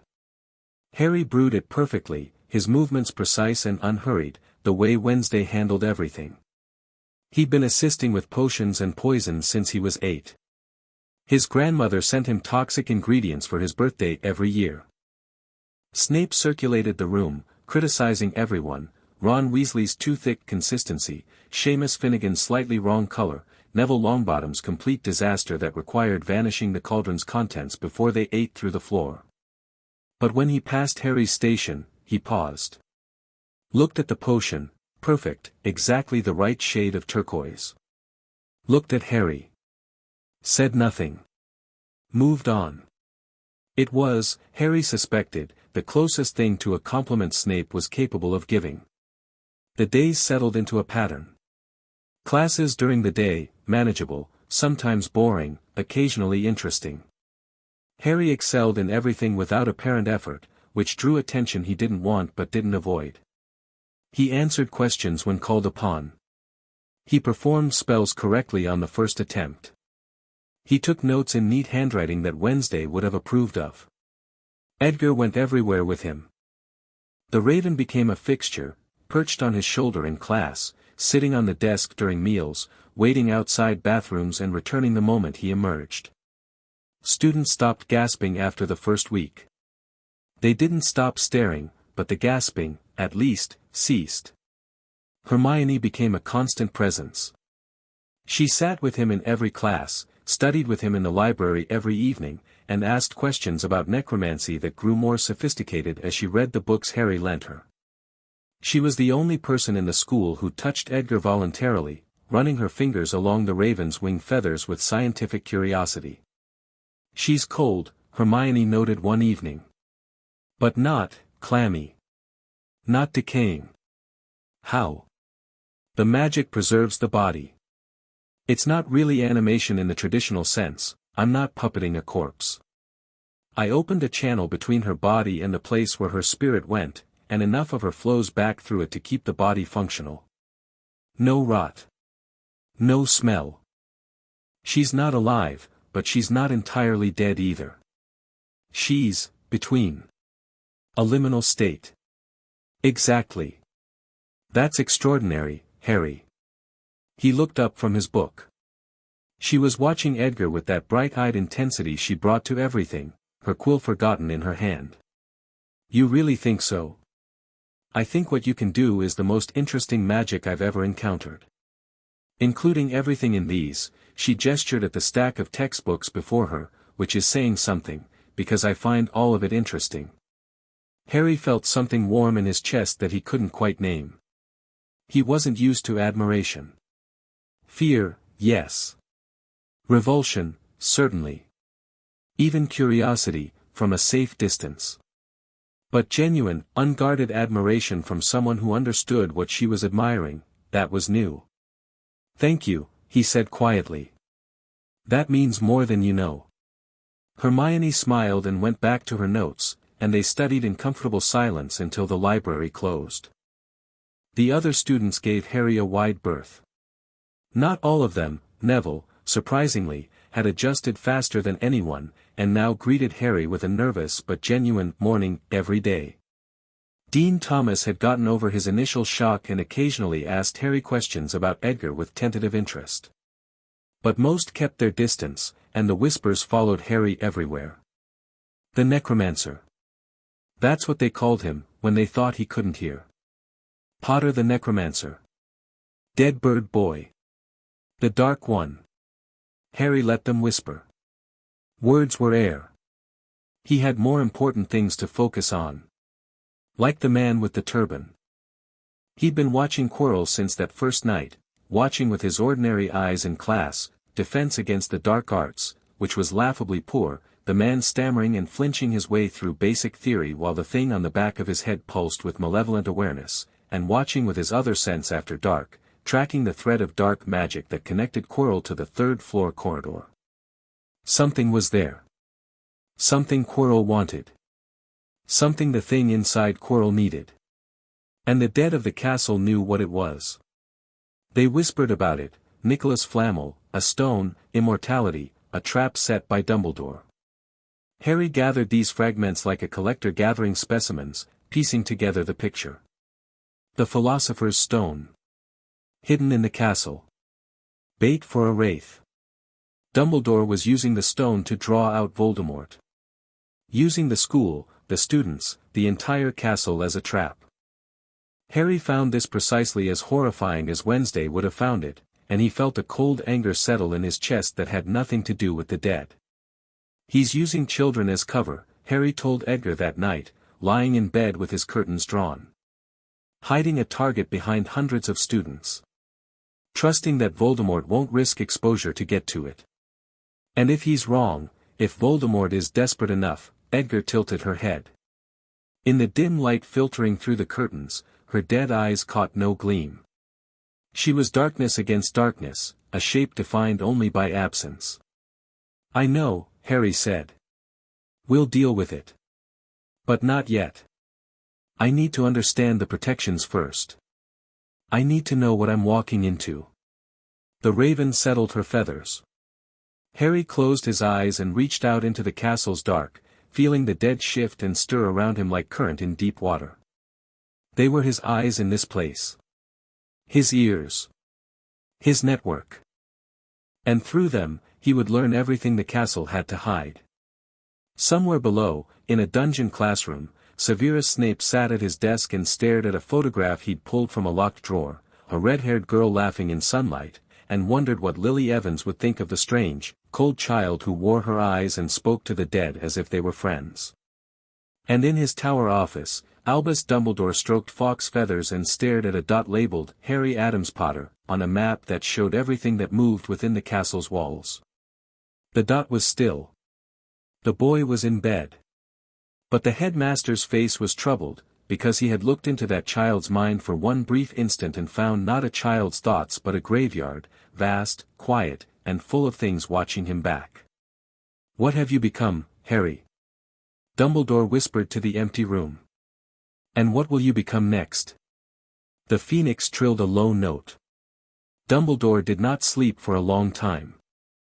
Chapter 3, The Living and the Dead. 3 weeks into term, Harry raised a mouse in the middle of Charm's class, and everything changed. It wasn't intentional, not exactly. Flitwick had been demonstrating the levitation charm, floating a feather with the precise swish and flick motion, when something small and grey tumbled from behind a shelf of reference books and landed on the stone floor with a soft, wet sound. A mouse. Dead, killed by one of the castle cats, probably, its neck at an angle that left no doubt. It landed 3 feet from Harry's desk. And it sat up. Not slowly. Not with the gradual, gentle return that Harry usually coaxed from the dead. It simply went from lying broken on the stone to sitting upright, whiskers twitching, dark eyes open and fixed on Harry with immediate recognition. It had come back on its own. Spontaneous reanimation, just like Edgar. Just like the neighbor's cat years ago. The dead finding their way to him without being called. The girl beside Harry, lavender brown, screamed. Not a surprised yelp but a proper, full-throated scream that cut through the classroom like glass. She scrambled backward, knocking her chair over, and within seconds the entire class was in chaos. Students pressing against the far wall, pointing, staring. Harry sat perfectly still. The mouse sat perfectly still. Edgar, on his shoulder, swiveled her head to look at the mouse with what might have been professional interest. "Mr. Addams-Potter." Flitwick's voice was high and tight. The tiny professor had gone pale, his wand half-raised, staring at the mouse. "Did you know?" Harry said honestly. "She came back on her own." "I didn't call her." "That's not possible," someone whispered. "Ron Weasley, probably." "Clearly it is," Harry said. He leaned down and extended his hand. The mouse, dead, cold, moving anyway, climbed onto his palm and sat there, grooming its whiskers with mechanical precision. "It happens sometimes. Around me. The recently dead, come back." Silence. Absolute, ringing silence. Flitwick's mouth opened and closed several times. The class stared. Hermione, alone among them, hadn't moved from her seat. She was leaning forward, watching the mouse with fascination. "I'll take her outside," Harry said, standing. "I'm sorry for the disruption." He walked out of the classroom with the mouse in his palm and Edgar on his shoulder, and behind him he heard the explosion of whispers that followed him everywhere he went. That afternoon, he was summoned to Dumbledore's office. The gargoyle guarding the headmaster's staircase moved aside before Harry even spoke. It had been told to expect him. He rode the spiral staircase up, the dead mouse now sitting on his other shoulder. It had refused to leave, and Harry hadn't forced it, and entered the circular office at the top. It was cluttered and strange, silver instruments spinning and clicking on spindle-legged tables, portraits of previous headmasters lining the walls, all watching him, all very much aware of what he was, and a magnificent crimson bird perched beside the desk. The phoenix. It looked at Harry and sang one note, long, clear, questioning. Dumbledore sat behind his desk. He looked exactly as he had at the feast, grandfatherly, warm, those blue eyes twinkling behind half-moon spectacles. He gestured to the chair across from him. "Harry. Please, sit. Lemon drop?" "No thank you." Harry sat. Edgar ruffled her feathers. The mouse cleaned its face. "I see you've acquired a new friend." Dumbledore's gaze rested on the mouse with an expression of calculated casualness. Professor Flitwick was quite concerned. "He shouldn't be. She's harmless." I'm sure she is. But you must understand, Harry, the spontaneous reanimation of dead creatures is not a common occurrence. It has, in fact, never been documented in a child your age. The staff are uneasy. I'm aware that people find me unsettling, headmaster. I've been aware of that for most of my life. Dumbledore's twinkle dimmed slightly. He leaned forward, folding his long fingers together. I don't want you to feel unsettled here, Harry. Hogwarts is your home, no. It isn't. Harry's voice was flat, not rude but absolute. My home is with my mother. Hogwarts is a school. I'm here to learn. A silence stretched between them. Dumbledore studied Harry with those piercing blue eyes, and Harry felt the faintest brush against his mind again, light as a moth's wing, barely there. He let the old man see nothing but grey stillness and cold earth. Your mother, Dumbledore said carefully. Wednesday Addams. Wednesday Addams-Potter. She took the name when she took me. Harry. I must be candid with you. Dumbledore's voice shifted, warmer, more intimate, the tone of a concerned grandfather. When you disappeared from Privet Drive all those years ago, I searched for you. 4 months. I was genuinely afraid for your safety. The protections I'd placed, failed. Were designed to keep you safe from those who wished you harm. They would have kept me in prison with people who would have despised me. Harry's voice didn't change pitch or speed. He simply stated it. My mother investigated the Dursleys. Vernon Dursley had a documented history of cruelty. Petunia Dursley hadn't spoken to her sister in years and blamed magic for her death. You left me with people who would have hated me for what I am. Dumbledore flinched.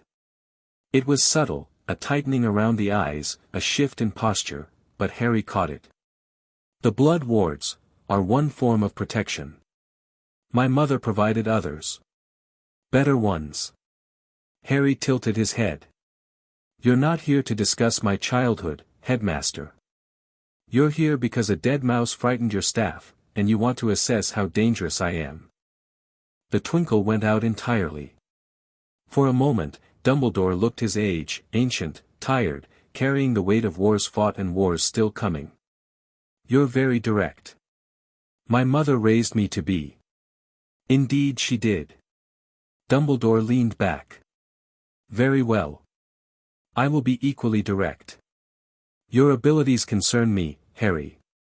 Not because I believe you're dangerous, though you are, but because others will see you as a threat. The Ministry of Magic has laws against necromancy. Specifically, against the reanimation of human remains. You have not, to my knowledge, crossed that line. I haven't. But you could. I could do many things, headmaster. I choose not to do most of them. That's what separates me from the people you're afraid I'll become. Dumbledore was quiet for a long moment. The silver instruments clicked and whirred. Fawkes preened a wing feather. The portraits watched in their frames, pretending to sleep. There is a piece of Voldemort in this castle, Harry said. Dumbledore went still. Completely still. Not a muscle moved in his face. You know this already, Harry continued. You put the stone here to draw him out. You're using the school as bait. I'd like to know why you think that's acceptable. The silence that followed was different from any that had come before. It was the silence of a chess player who has just realized his opponent seized the entire board. How do you know about the stone? Dumbledore asked quietly. The dead talk. They always have. You'd be amazed what ghosts know about this castle that the living have forgotten. Harry, I'm not going to interfere with your trap. If you want to catch Voldemort, that's your business. But I want you to know that I know. And I want you to know that if your trap puts students at risk, if it puts anyone at risk, I will deal with the problem myself. On my terms. Dumbledore stared at him. 11 years old. Sitting in that chair with a dead raven and a dead mouse and those green eyes that saw everything, missed nothing, and feared nothing. You are very much your mother's son, Dumbledore said softly. It wasn't clear which mother he meant. Yes, Harry said. I am. Can I go? You may. Dumbledore's voice was distant. Harry, one more thing. Harry paused at the door. The thing in your scar. The fragment. Has it ever spoken to you? Harry turned. Looked at Dumbledore. And for the first time, something passed between them that might have been understanding, two people who both knew what lived in Harry's head, both watching it from different angles. It tried once, Harry said. When I was 9. My mother taught me how to silence it. It hasn't tried again. He left. Behind him, Dumbledore sat alone in his office for a very long time, the lemon drops untouched, the silver instrument spinning, and a weight settling on his shoulders that had nothing to do with age. Word spread. Of course it spread. Hogwarts was a school, and schools were gossip engines, and by dinner that night every student in the castle knew that Harry Addams-Potter had raised a dead mouse without trying, had been summoned to the headmaster's office, and had walked out looking exactly as calm as when he'd walked in. The reaction split along predictable lines. Fear, from most. Fascination, from a few. Outright hostility, from some, a group of older Gryffindors who cornered Harry in the common room that evening. Necromancy's dark magic, said a fifth-year named Cormac McLaggen, blocking Harry's path to the dormitory stairs. He was big, broad-shouldered, thick-necked, the kind of boy who used his size as his first and only argument. Two friends flanked him. Dark magic doesn't belong in Gryffindor. Harry looked up at him. The height difference was considerable, McLaggen had 1.5 feet on him, easy. Harry did not step back. Move, Harry said. Make me, dead bird boy. Edgar shifted on Harry's shoulder. The raven's head swiveled toward McLaggen, and her beak opened, not to croak, but in a way that exposed the dark interior of a throat that no longer functioned. It looked, from certain angles, like a threat. I asked politely, Harry said. I won't ask again. McLaggen sneered. He reached out, whether to shove Harry or grab his robes or take Edgar, it wasn't clear, and Harry moved. Not dramatically. Not with a spell or a display of power. He simply sidestepped McLaggen's hand, caught the older boy's wrist, and applied pressure to a specific point that Wednesday had taught him when he was 8. A nerve cluster. Nothing magical. Just anatomy and leverage and the willingness to cause pain. McLaggen yelped, a high, undignified sound, and dropped to one knee. His friends stepped forward, and Harry looked at them. Just looked. But the look contained something that made them stop, a flatness in those green eyes, an absolute absence of fear or hesitation that communicated very clearly, I can hurt him more. I can hurt you too. The only question is whether you'll make me. They didn't make him. Harry released McLaggen's wrist and walked past him, up the stairs, without looking back. Behind him, he heard McLaggen swearing and his friends helping him up, and he heard the common room's silence, everyone who'd watched and said nothing. In the dormitory, Neville was sitting on his bed. He'd clearly heard the commotion through the floor. Are you all right? Fine. Harry sat on his bed and let Edgar hop to the headboard. The mouse, which had been in his robe pocket, emerged and scurried along the bedpost. McLaggen won't try that again. He might. He's stupid. Then I'll deal with it again. Harry looked at Neville. You're not afraid of me. It wasn't a question, but Neville answered anyway. I was. The first few days. But. He paused, picking at his bedsheet. My parents are in St. Mungo's. Long-term spell damage ward. They were tortured. By Death Eaters. He said it plainly, without self-pity, though the words clearly cost him something. They're alive but they don't know me. They don't know anything. Harry was quiet. He waited. I used to think that was worse than death, Neville said. That being alive but gone was the worst thing. And then I met you, and you talk to the dead like they're just people, and I thought," he swallowed. "I thought, maybe death isn't the worst thing. Maybe there are people on the other side who are more themselves than my parents are. And that made me feel better. In a weird way." Harry considered this. It was the most personal thing anyone his age had ever shared with him. "I'm sorry about your parents." "Yeah." Neville wiped his nose with his sleeve. "Anyway. That's why I'm not afraid of you. You make death seem less awful. And I needed that." Something shifted in Harry, a warmth, small but significant. "If you ever want to know about the other side, what it's like, I can try to explain. Maybe someday. Not yet." "Okay." They sat in companionable silence until the other boys came upstairs, and nothing more was said about it. But something had solidified between them, not friendship, exactly, not yet. An understanding. A mutual recognition of boys who carried heavy things quietly. October came in cold and wet, and Harry's investigation of Quirrell intensified. He had a system now. The ghosts were his network. They moved through walls, invisible to the living, and they reported to him willingly. Not because he compelled them. Because he'd asked, and because Nick had spread the word, and because the dead of Hogwarts had been ignored for so long that having someone who actually listened was a gift they didn't take lightly. Through them, Harry learned Quirrell's patterns. The man went to the third-floor corridor at night, not every night, but often. He stood before the locked door and muttered to himself, or rather, muttered to something. The ghosts couldn't get close. Whatever lived in Quirrell's turban exuded a presence that repelled the dead, a wrongness that made them recoil. "It's like he's wearing an absence," the bloody Baron told Harry one night in the dungeons. The Slytherin ghost was the most powerful spirit in the castle, old, strong, bound by guilt and choice rather than weakness. He spoke to Harry with a respect he showed no one else. "Where that thing is, there is nothing. A hole in the world. We cannot approach. A soul fragment," Harry said. "Torn free. Forced into existence without dying properly. It's an abomination. You know what it is?" "I know what he is. Tom Riddle. Voldemort.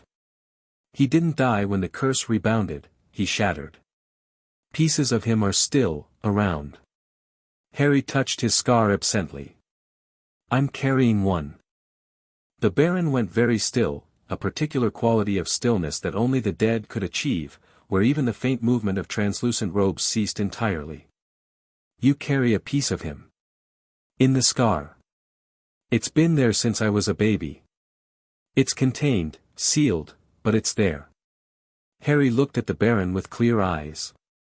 "I'm telling you this because I trust you, and because I may need the castle's ghosts to help me when the time comes. Will you?" "You need only ask, young master." "Don't call me that. You haven't earned the title yet. But you will." The Baron inclined his head, a gesture of deference from a spirit nearly 1,000 years old, and faded through the dungeon wall. Harry stood alone in the cold corridor and thought. The Philosopher's Stone was behind that door on the third floor. Voldemort, what remained of him, parasitic on Quirrell, wanted it. The stone could create the elixir of life, could restore a body to something Voldemort could fully inhabit. Dumbledore's trap was simple: leave the bait, wait for the thief, catch him in the act. But it was a passive strategy, waiting. Reacting.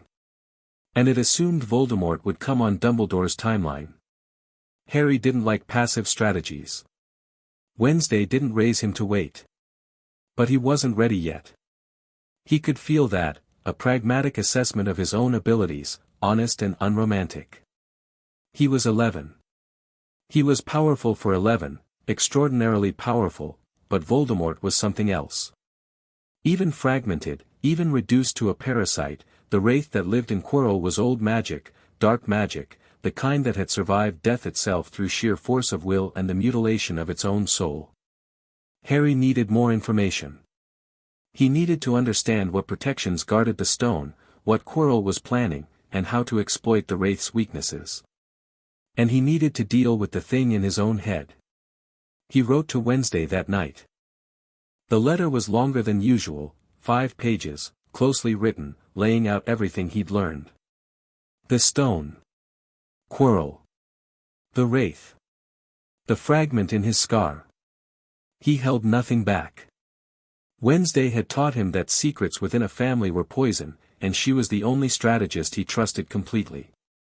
Her reply came 3 days later, delivered by a raven that was very much alive, one of the family's trained birds, not an owl, because Wednesday found owls derivative.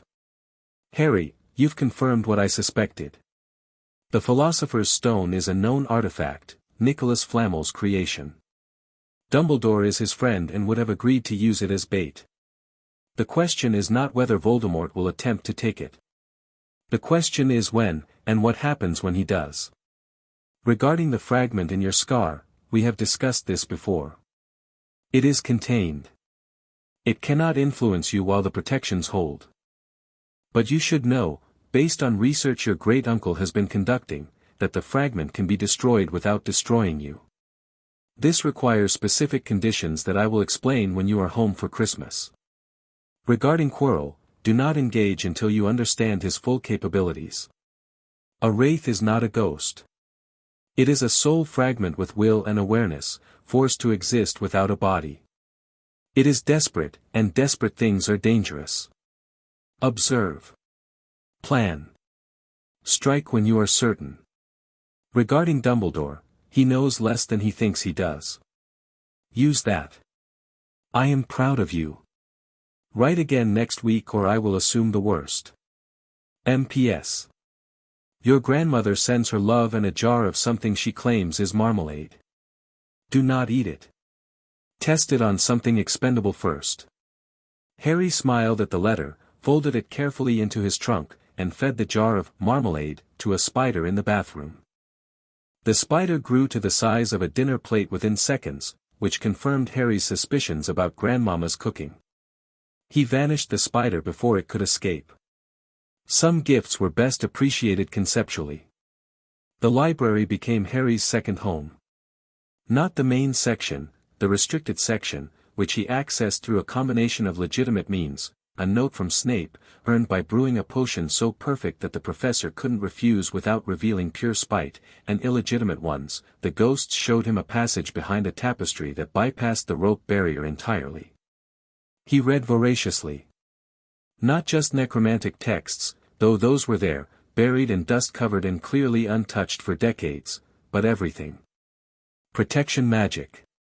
Soul theory.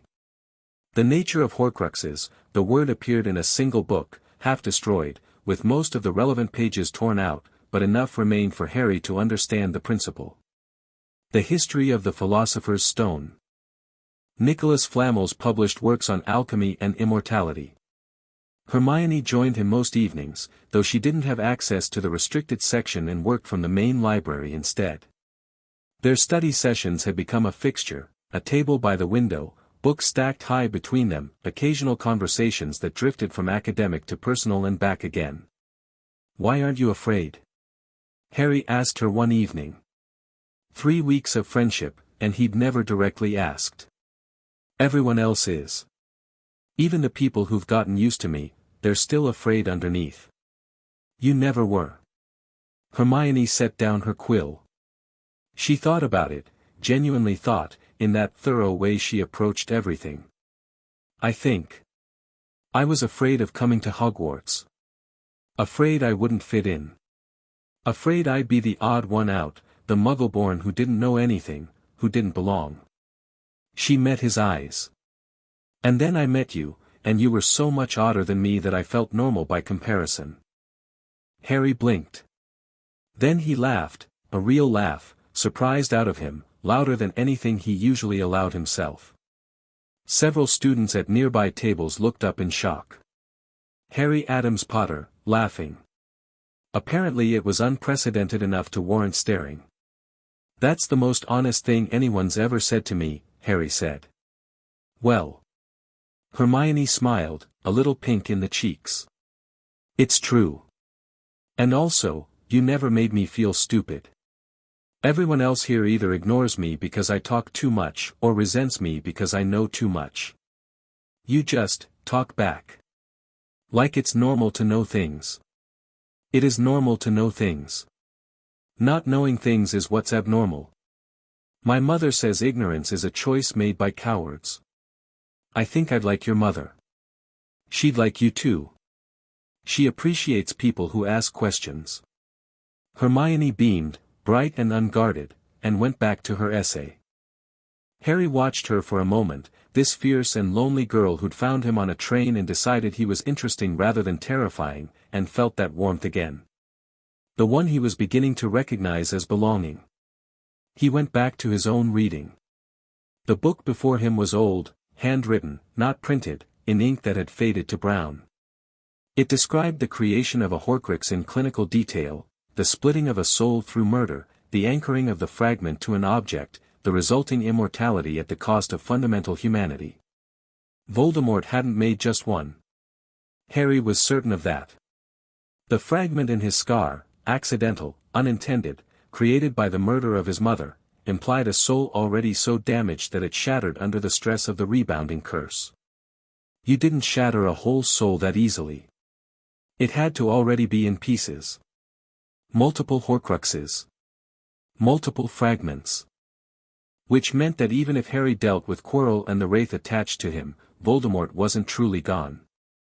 He'd come back. Again and again, until every piece was destroyed. Harry closed the book and stared out the window at the darkening sky. The lake below was black glass, reflecting a sky full of stars. Somewhere in its depths, the dead thing he'd sensed on his first night stirred in its sleep. One step at a time, he told himself. Deal with what's in front of you. The rest will come. Edgar shifted on the table beside him, and the dead mouse, who Harry had named Ophelia, because Hermione had suggested it with a grin, ran the length of the table's edge and back, an eternal circuit that seemed to satisfy whatever remained of her mouse-like instincts. The first major confrontation came not with Quirrell but with institutional power. A ministry official arrived at Hogwarts in the third week of October, a squat woman in pink who introduced herself as Dolores Umbridge, senior undersecretary to the Minister for Magic. She came with a formal inquiry regarding reports of illegal necromantic activity performed by a minor. Harry learned of this from the Grey Lady, the Ravenclaw ghost, who drifted through his dormitory wall at midnight to deliver the warning. She arrived an hour ago. She's meeting with the headmaster now. She intends to interview you tomorrow morning. Harry sat up in bed, fully alert. What authority does she have?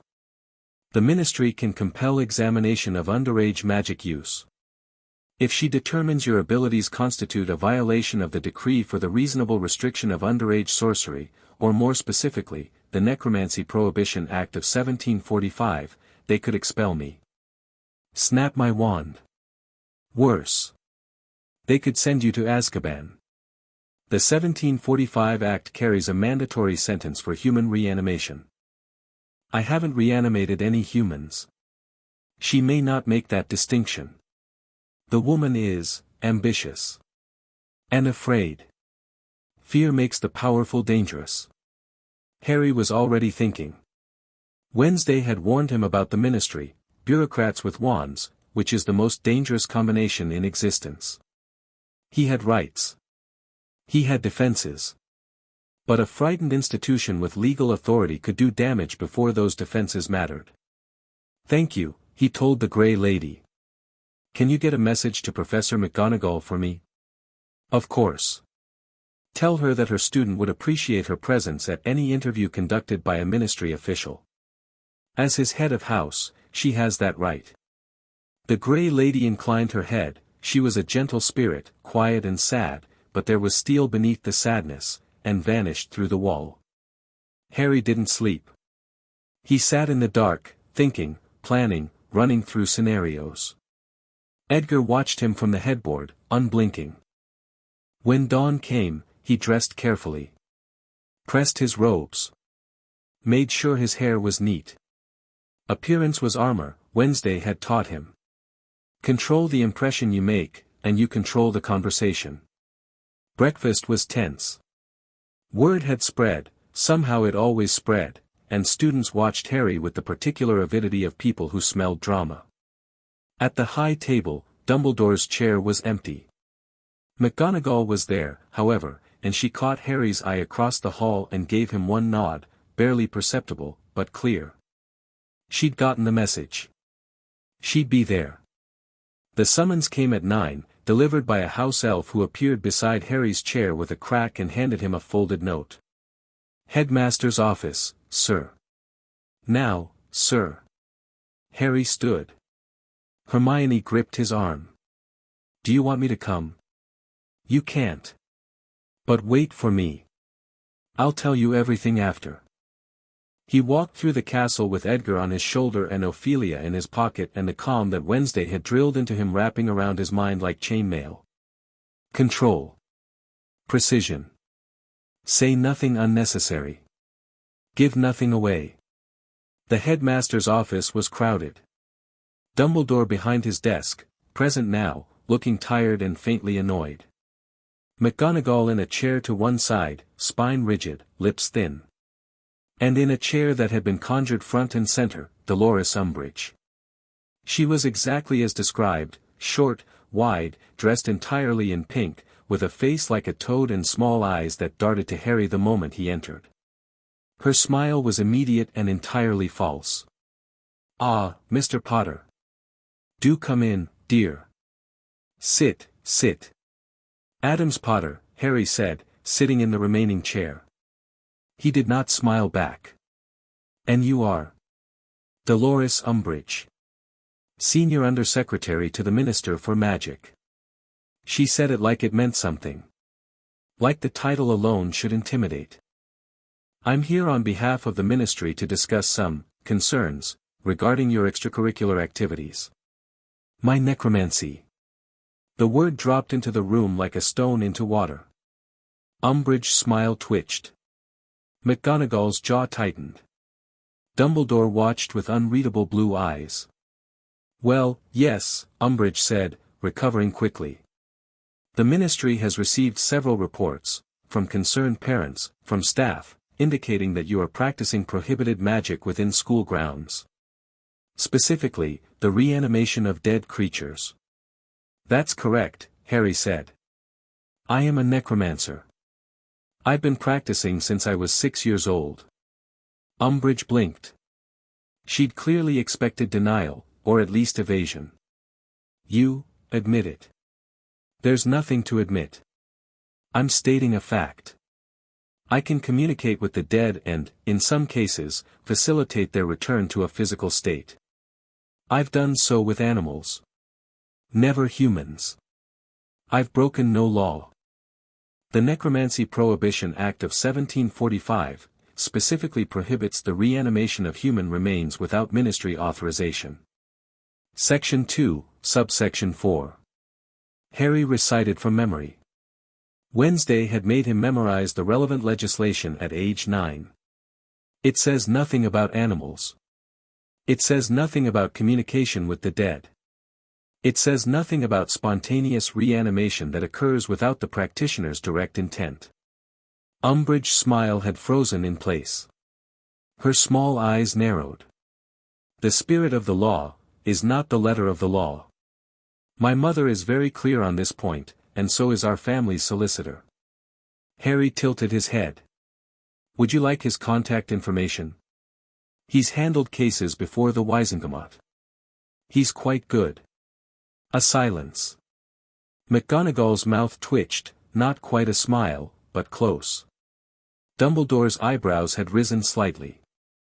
Umbridge regrouped. She pulled a clipboard from her bag, pink, naturally, and made a note with a quill that was also pink. Be that as it may, Mr. Potter, Addams-Potter. The Ministry has an obligation to ensure the safety of students. The presence of reanimated creatures within a school environment, Edgar is a raven. She weighs less than a pound. She has never harmed anyone. She has never frightened anyone who wasn't already predisposed to hysteria. Harry gestured to the bird on his shoulder. Would you like to examine her? She won't mind. Umbridge recoiled slightly. That won't be necessary. Then what will be necessary, Madam Umbridge? What specifically do you want from me? The woman's false sweetness cracked for just a moment, a flash of something cold and hard beneath. I want assurance that your abilities will be contained. That they will not expand. That you will not attempt human reanimation while in the care of this institution. You want me to promise not to break a law I've already told you I have no intention of breaking. I want it in writing. Harry looked at her. Really looked. And he saw what was underneath, the fear, yes, but also the ambition. This woman wanted something. Not just compliance. She wanted a win. A trophy. The boy necromancer, brought to heel by the ministry. It would look good in the papers. No, Harry said. Umbridge blinked. Excuse me. I won't sign anything. I won't make promises to an institution that has shown me no good faith. I have broken no law. My familiar, he indicated Edgar, is unusual but not illegal. My abilities are innate, not learned from prohibited texts. You have no grounds for any action against me, and we both know it. Mr. Potter, Addams-Potter. And if you call me Potter one more time, I'll assume you're doing it deliberately to antagonize me, which would be a very odd choice for a ministry official interviewing a minor without his guardian present. Umbridge's face went pink, pinker than her cardigan. She turned to Dumbledore. Headmaster, surely you, I believe, Dumbledore said quietly, that Mr. Addams-Potter has made his position clear. And I believe Professor McGonagall will confirm that the boy has broken no school rules during his time here. None whatsoever, McGonagall said crisply. He is a model student. Top marks in every class. Umbridge looked between them, the headmaster, the deputy headmistress, and the 11-year-old boy who sat before her with the calm of someone 3 times his age and a dead bird on his shoulder. Something shifted in her expression. Not defeat, Umbridge did not seem like a woman who accepted defeat, but tactical retreat. This isn't over, she said, standing. Her clipboard went back into her bag with more force than necessary. The ministry will be watching, Mr. Addams-Potter. Closely. The ministry is welcome to watch, Harry said. They won't find anything illegal. They never have. Umbridge left. The door closed behind her with a sharp click. McGonagall let out a breath. Well, she said. That was impressive, Mr. Addams-Potter. My mother prepares me for all contingencies. Your mother, McGonagall said, with something that might have been admiration, sounds like a remarkable woman.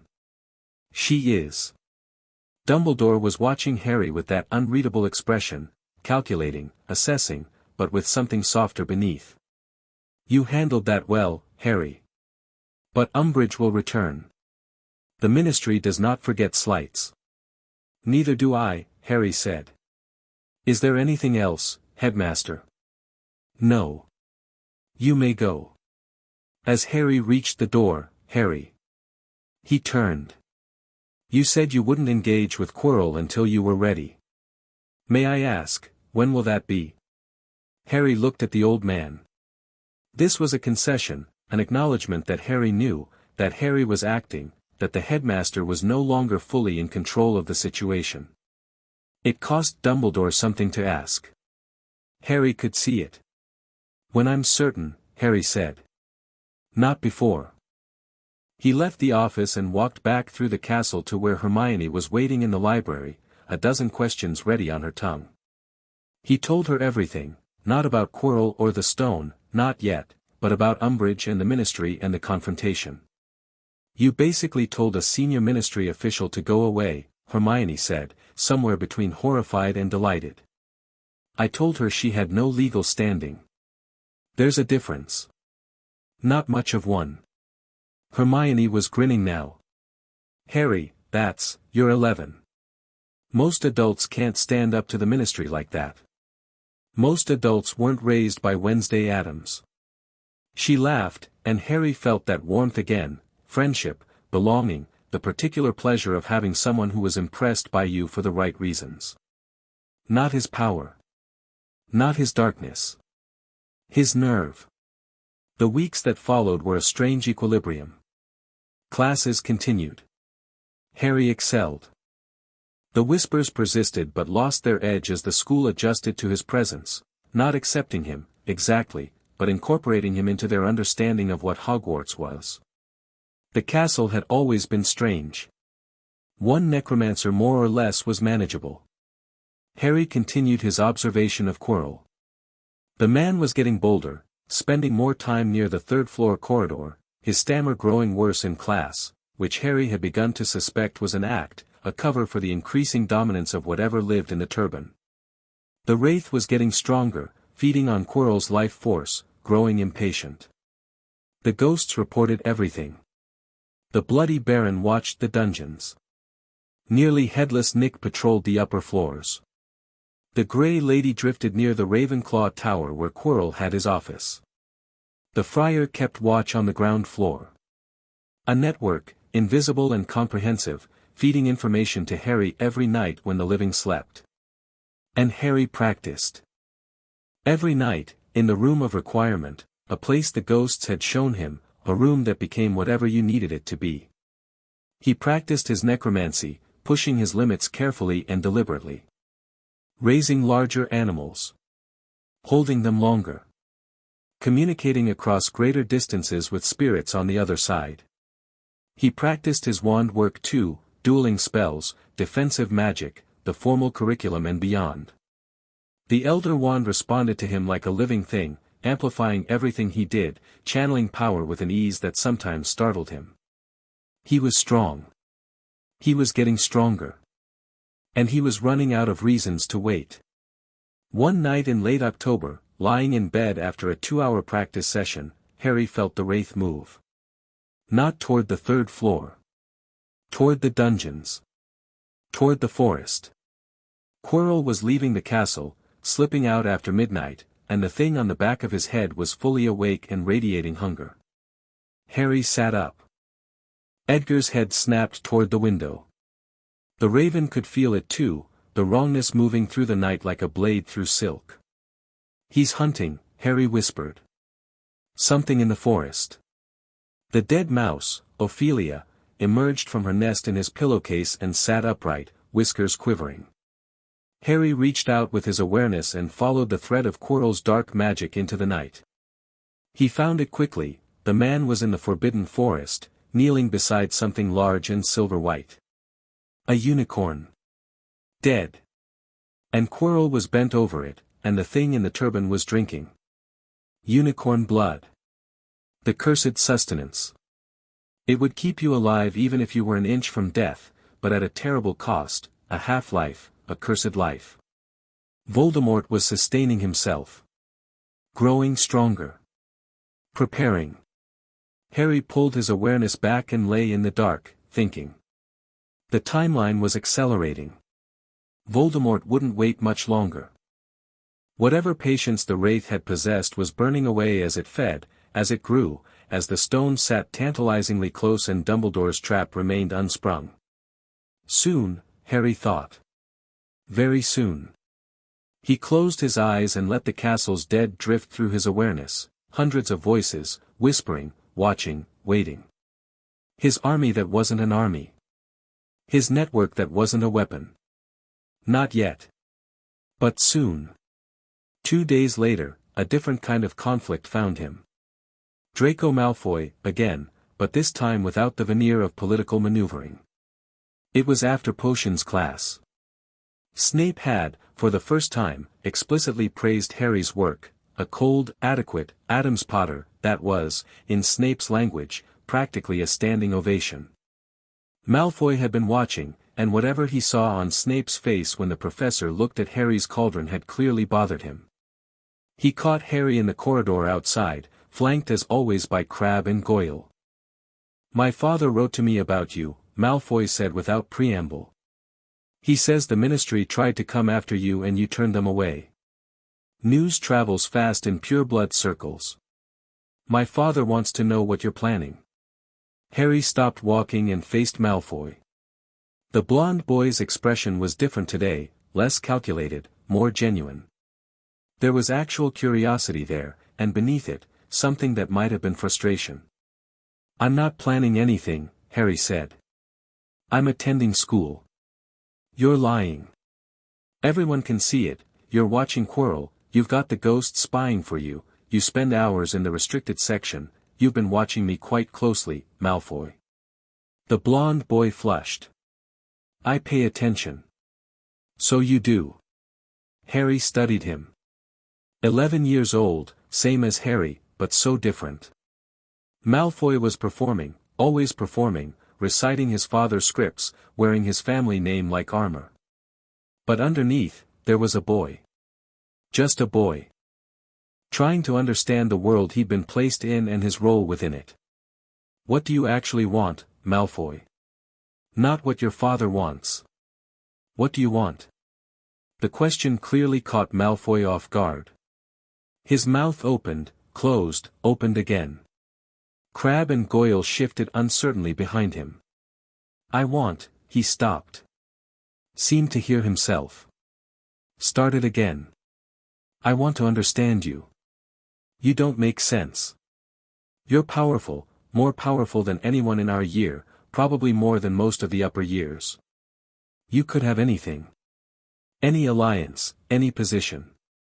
And you just, sit there. With your dead bird. Reading books. Like none of it matters. Most of it doesn't. How can you say that? Power matters. Influence matters.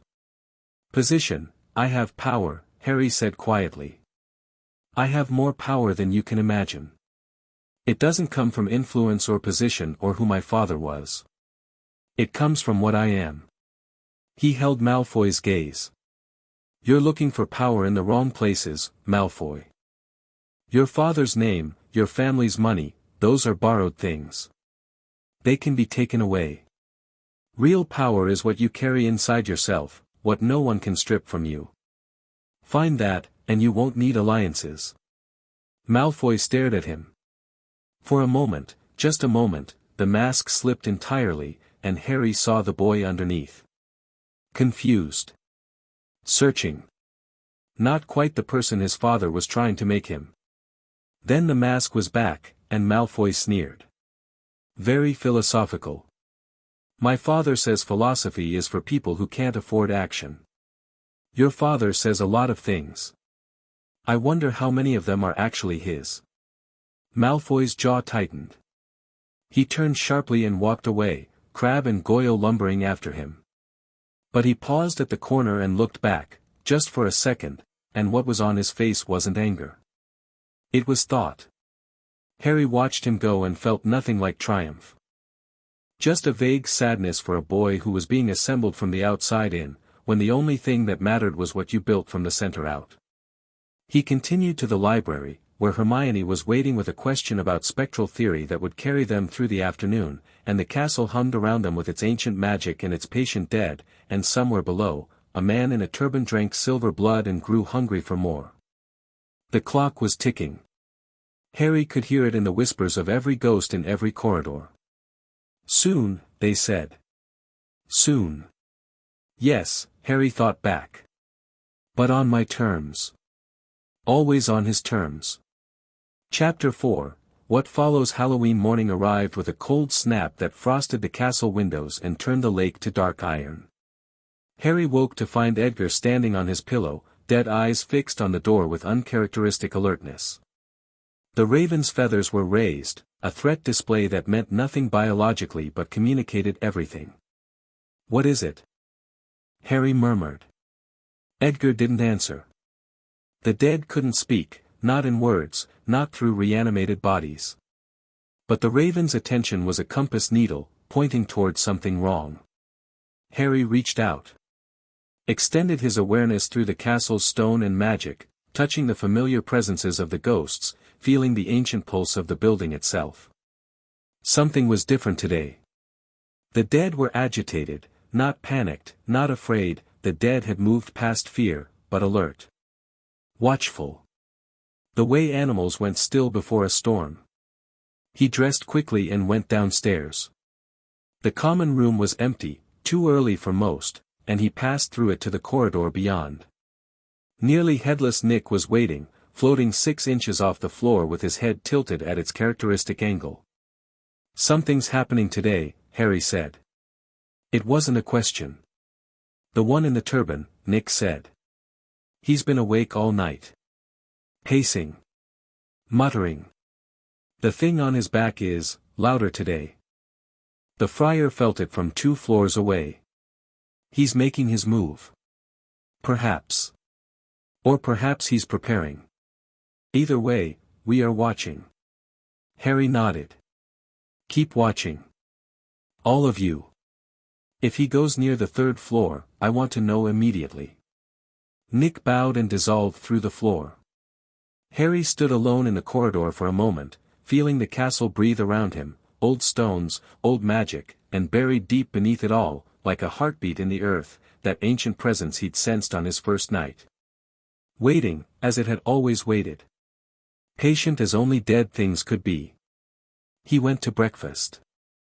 The great hall was decorated for Halloween, floating pumpkins, live bats swooping between the candles, orange and black streamers that shifted in a wind that didn't exist. Festive. Normal. Students chattering about the feast that evening, about costumes and candy and whether the Weasley twins would set off fireworks again this year. Harry sat at his usual spot and ate mechanically, watching the high table. Quirrell was there, pale, twitching, his eyes darting around the hall like a trapped animal. The turban seemed tighter than usual, wound more deliberately, as if whatever was beneath it required more containment. The man's hands shook as he lifted his teacup. Snape was watching Quirrell too. Harry noticed, the dark-eyed professor's gaze sliding toward the defense teacher every few seconds, cold and calculating. Snape knew. Or at least suspected. Harry filed this away. Hermione sat down beside him with a thump and immediately said, "Something's wrong with you today." "Nothing's wrong. Your left hand hasn't stopped moving since I sat down." Harry looked at his hand. She was right, his fingers were tapping the table in a rapid pattern, a nervous habit he'd thought he'd trained out of himself. He stilled them deliberately. "Something's happening," he said quietly. "Today. I can feel it." Hermione's expression shifted, not afraid, but serious. Focused. Quirrell. He'd told her about Quirrell 3 days ago. Not everything, not about the Horcruxes, not about the fragment in his scar, but about the wraith, about the stone, about the trap.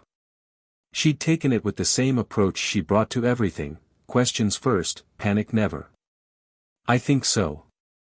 The ghosts are agitated. The dead are, watching. What do we do? We wait. We go to classes. We act normal. If something happens tonight, at the feast, I'll handle it." "You'll handle it." She looked at him with that particular expression, half exasperation, half trust. "Harry, you're 11. So are you. And yet you're the smartest person I've met at this school. Flattery won't distract me from the fact that you're planning to confront a Dark Lord fragment alone. Not alone. I have the castle's dead." He paused. "And I have you." She studied him for a moment, then nodded. "What do you need me to do?" "If something happens tonight and I have to go, keep people away from the 3rd floor. You and Neville, if he'll help. I don't care what excuse you use. Just keep the corridor clear." Done. No hesitation. No further argument. That was what Harry valued about Hermione. She asked her questions, she made her objections, and then she committed completely. The day passed in a strange tension that only Harry seemed to feel. Classes were normal, herbology in the morning, history of magic after lunch, Professor Binns, the ghost teacher, who didn't acknowledge Harry's nature because Binns barely acknowledged anything beyond his own lectures. Students talked about the Halloween feast. The Weasley twins decorated the Gryffindor common room with enchanted spiders that made Ron Weasley flee to his dormitory. Harry went through the motions. Attended class. Took notes. But his awareness stayed extended throughout the day, a constant, low-level scan of the castle's dead, monitoring for any change in Quirrell's behavior, any movement toward the third-floor corridor. At 4 in the afternoon, it came. Not from Quirrell. From the castle itself. Harry was in the library when he felt it, a shift in the ancient magic of the building, a ripple that ran through the stones like a shudder. The books on the shelves trembled. A distant rumbling, far below, in the dungeons or perhaps deeper still. Something had been released. He stood abruptly. Hermione looked up. Harry. Something just entered the castle. Something big. Through the dungeons. How do you? I can feel it. The dead can feel it. He was already moving, collecting his bag, Edgar launching from the table to his shoulder. It's not Quirrell. It's something else. Something alive. They reached the corridor outside the library and nearly collided with Professor Flitwick, who was running, actually running, his short legs churning, toward the main staircase. His face was white. Students. Return to your common room immediately. The rest of his sentence was lost as a crash echoed through the castle, stone breaking, wood splintering, something enormous hitting something solid. Screams from somewhere below. Flitwick turned and sprinted toward the sound, wand drawn. Harry grabbed Hermione's arm. A troll. What? A mountain troll. In the dungeons. Quirrell let it in, it's a distraction. Harry's mind was racing, connections snapping into place. He's using the feast. Everyone in the Great Hall. He lets in a troll, causes chaos, and while everyone's dealing with it, he goes for the stone. Hermione's face went pale but her jaw set. Then you need to get to Neville. Find him. Guard the third-floor corridor. Don't let anyone else go up there. What about you? I'm going to deal with the troll. Harry, it's a mountain troll, and I'm a necromancer with a wand made of elder wood and a connection to every dead thing in this building. The troll is not my concern. He met her eyes. Quirrell is. Once the troll is handled and the distraction fails, he'll either proceed with his plan or abort. Either way, I need to be ready. She grabbed his hand, squeezed hard, brief. Be careful. I'm always careful. She ran. Harry went the other direction, down, toward the sounds of destruction. The troll was on the first floor. Harry found it by following the trail of destruction, smashed suits of armor, cracked flagstones, a bathroom door ripped off its hinges. The creature was enormous, 12 feet tall, gray-skinned, tiny head on massive shoulders, carrying a club the size of a small tree. It was currently demolishing the girls' bathroom, swinging its club at the sinks with mindless fury. Harry stopped in the corridor outside. Edgar's talons dug into his shoulder. The dead mouse was vibrating in his pocket, even Ophelia could sense the violence. The troll turned. Saw him. Its tiny eyes focused with dim, animal fury. It raised the club. Harry drew his wand. He didn't use a standard spell. He didn't need to. What he did was reach, not into the gray space, not toward the dead, but into the troll itself. Into the dim, animal brain behind those tiny eyes. And he pushed. Not a killing curse. Not necromancy, precisely.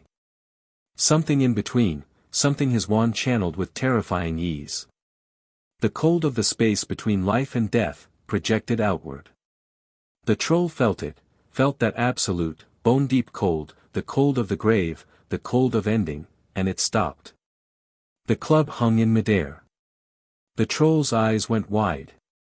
It opened its mouth, and what came out wasn't a roar but a whimper, high and thin and utterly terrified.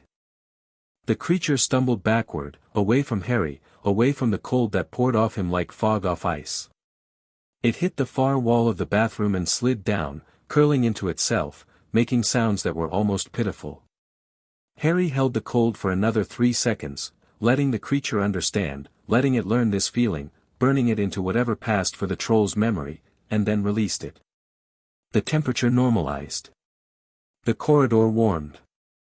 The troll remained pressed against the wall, shaking, its club abandoned on the wet floor. Footsteps behind him.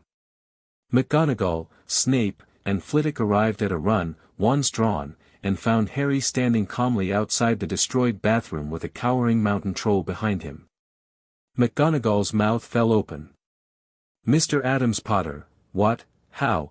"It's subdued," Harry said. "It won't move for a while. It's afraid." Snape pushed past McGonagall and entered the bathroom. He looked at the troll, 12 feet of muscle reduced to a shivering wreck, and then looked at Harry. Something moved in those dark eyes. Not surprise. Recognition. "What did you do to it?" Snape asked quietly. "I made it feel what death feels like. Just for a moment." Harry met the professor's gaze. "It won't cause any more damage." McGonagall was sputtering, something about points and rules and reckless behavior, but Snape held up a hand and she stopped. "Where is Quirrell?" Snape asked Harry directly. "No pretense. No games. Not here. I assume you know where he's going." A long pause. Something passed between them, an understanding, sharp and clear. Snape knew about Quirrell. Snape knew about the stone. And now Snape knew that Harry knew. "I'll handle it," Snape said. "Will you?" Snape's jaw tightened. "Stay here, Addams-Potter. This is not your fight." "It's been my fight since I was 1 year old, Professor." Another silence, longer and heavier. McGonagall looked between them, clearly missing half the conversation. Flitwick was dealing with the troll, binding charms, levitation, guiding it toward the nearest exit. "Stay here," Snape repeated, and his voice had an edge that wasn't anger, it was something closer to fear. Not fear of Harry. Fear for him. "Please." The "please" was what stopped Harry. Snape didn't say please. Snape didn't ask. The word cost him something, and Harry could see it. "For now," Harry said. "But if he reaches the stone, he won't. Not tonight." Snape turned and swept away, black robes billowing, moving toward the 3rd floor with his wand drawn and murder in his eyes. Harry watched him go. McGonagall was beside him now, her hand on his shoulder, gripping hard. "Mr. Addams-Potter. Explain. Now." "The troll was a diversion, Professor. Someone let it in to create chaos while they attempted to reach something on the 3rd floor. Professor Snape has gone to intercept." McGonagall went white. "The stone, you know about it?" "I helped set the protections." She looked at him, really looked, seeing him perhaps for the first time. Not a student. Not a child. Something else. "How do you know about all this?" "The dead tell me everything, Professor. They always have." She stared at him for another beat, then released his shoulder and straightened. "Go to your common room. Now. I need to find the headmaster. He's not in the castle. He left this afternoon, an owl from the ministry. I think it was a lure." McGonagall swore. Actually swore, a sharp Scottish curse that Harry filed away for future reference. "Stay in Gryffindor Tower. Do not leave. Am I understood?" "Yes, Professor." She ran. Harry stood alone in the corridor with his dead raven and his dead mouse and the faint sound of a whimpering troll behind him, and he thought. Snape was going to the 3rd floor. Snape would stop Quirrell, tonight. The timing wasn't right. Harry wasn't ready. He didn't have enough information about the protections, about the stone, about how to separate the wraith from Quirrell without killing the host. But soon, the troll proved it. Voldemort was getting desperate, getting bold. The next attempt wouldn't be a diversion. It would be the real thing. Harry went to Gryffindor Tower. He found Hermione and Neville in the common room, both pale, both alert. Hermione rushed to him the moment he came through the portrait hole. "The third floor?" she asked. Snape went. "It's handled for tonight." "And the troll?" "Dealt with." Neville was staring. "You dealt with a mountain troll?" "I convinced it to stop moving." "How?" "I frightened it." Neville looked at him with an expression that Harry was beginning to recognize, that mix of awe and something almost like affection that came from being near someone who made the terrifying things less terrifying by being more terrifying than them. "Brilliant," Neville whispered. Harry almost smiled. Almost. November brought rain and the aftermath of Halloween. The troll incident became legend within hours. Harry Addams-Potter, facing down a mountain troll alone, reducing it to a cowering wreck without casting a single visible spell. The story grew in the telling, as stories always did. By the time it had circulated through the school twice, Harry had supposedly killed the troll with a look, raised it from the dead, and ridden it through the castle. He ignored all of it. He had more important concerns. Wednesday's letter arrived 3 days after Halloween, delivered by the family raven at breakfast. "Harry, your account of the troll incident is concerning.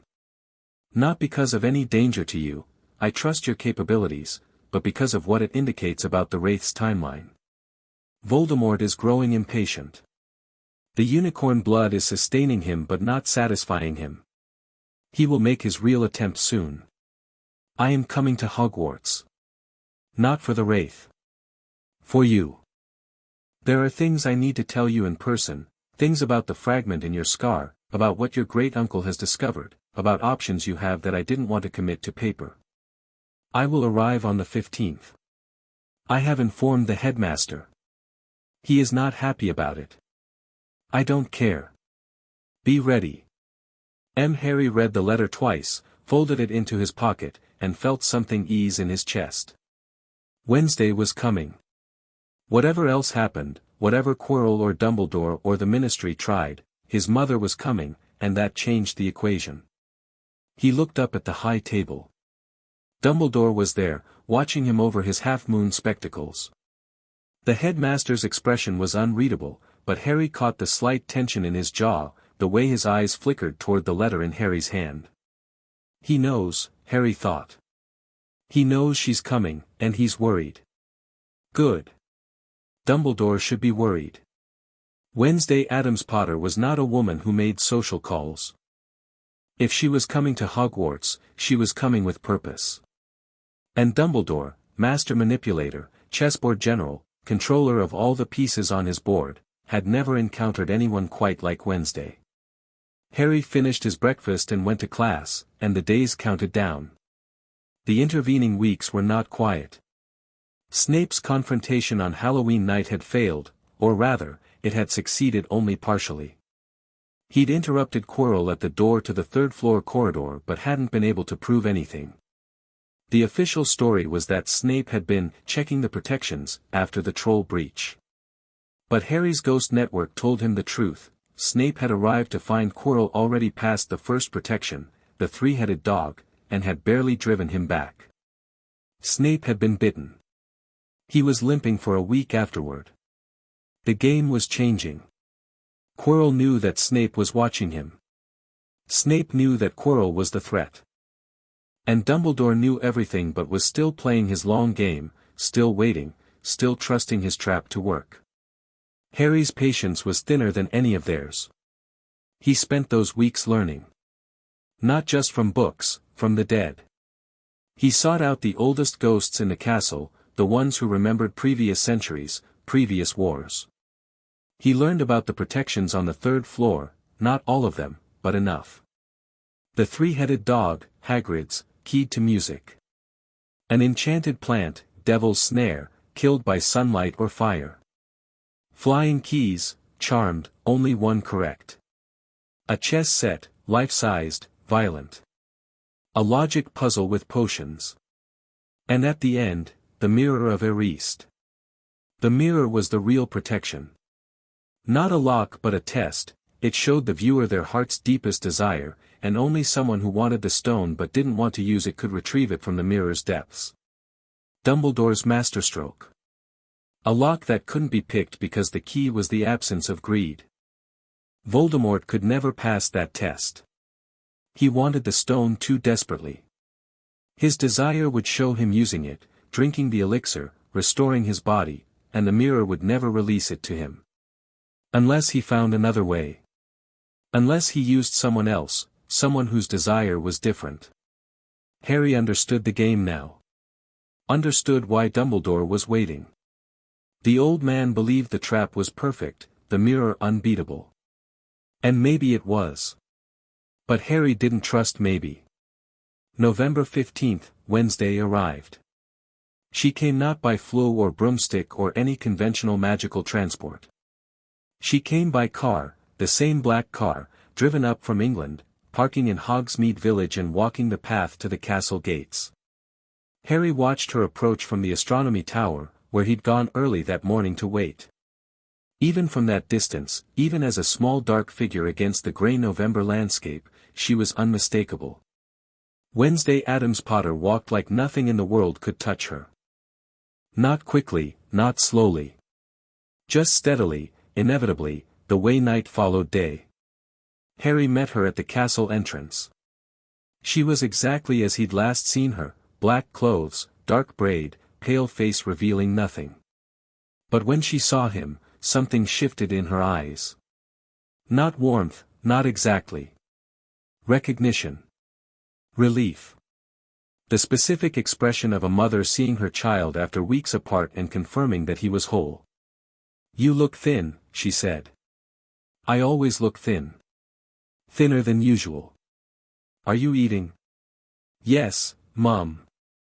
She studied him for a moment longer, then nodded once. "Show me the castle." He did. They walked the corridors together, and wherever they went, people stopped. Stared. Pressed themselves against walls. Wednesday's presence in Hogwarts was like a blade in a nursery, so obviously wrong, so obviously dangerous, that everyone instinctively gave way. Students whispered. Teachers emerged from classrooms to watch. Even the ghosts kept their distance, though Nick gave Harry a respectful nod as they passed. "The dead here are well maintained," Wednesday observed as they climbed the staircase. "Coherent. Strong. Whoever founded this castle understood spiritual architecture. The founders were exceptional. The building is saturated with layered enchantments that preserve spiritual imprints. It's like a greenhouse for ghosts." "Exactly." Wednesday's mouth twitched, the closest she came to a smile in public. They reached the 7th floor, and Harry led her to the room of requirement, the space that had become his private practice room, his sanctuary within the school. The room manifested as a study, comfortable but austere, with dark wood furniture, a fireplace, and no windows. Wednesday looked around with approval. "This will do." They sat. Edgar hopped from Harry's shoulder to the arm of Wednesday's chair, and Wednesday allowed it, ran one finger along the raven's head in a rare gesture of affection that Harry knew was meant for him as much as the bird. "Tell me everything," she said. Harry told her. Everything he'd learned since his last letter, the troll, Snape's failed interception, Quirrell's increasing desperation, the unicorn blood, the protections on the stone, the mirror of Erist. Wednesday listened without interrupting, her dark eyes fixed on his face, cataloguing every detail. When he finished, she was quiet for nearly a minute. Then, "The mirror is clever. Dumbledore is many things, but he's not stupid. It won't hold forever. Voldemort will find a way around it. He'll use someone, a student, maybe. Someone innocent enough. That's one possibility. The other is that he'll find a way to change his own desire, to genuinely not want the stone for himself, even temporarily." A clemency turned inward. Self-deception at a fundamental level. Can he do that? I don't know. But we shouldn't bet against it. Wednesday shifted, straightening in her chair. Which brings me to why I'm here. The fragment in your scar, Harry. He went still. They'd discussed this before, at home, in theoretical terms. But Wednesday's expression now was different. More focused. More urgent.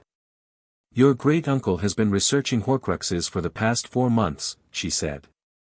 Working from the Addams family archives, we have texts that the wizarding world destroyed centuries ago.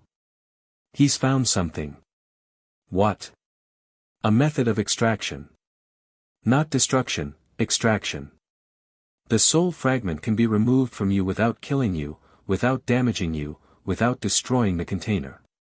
She paused. But it requires specific conditions. The fragment must be weakened first. Isolated from its connection to the other fragments. How do I weaken it? You're already doing it.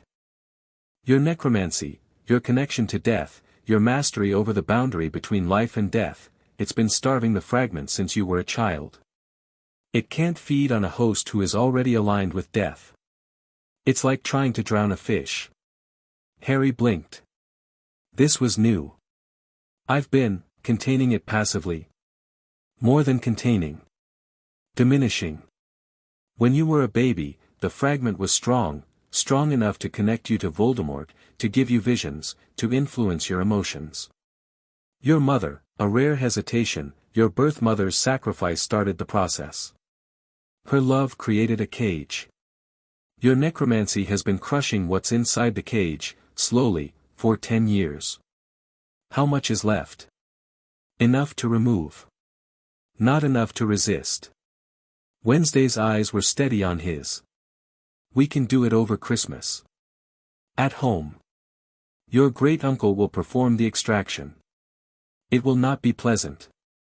But when it's done, that piece of Voldemort will be gone from you forever. Harry sat with this. The scar. The door that never fully closed. The gray space beyond that he'd accessed since childhood. If the fragment was gone, will I lose my abilities? He asked. If the door closes? No. Wednesday was immediate, certain. Your necromancy is yours.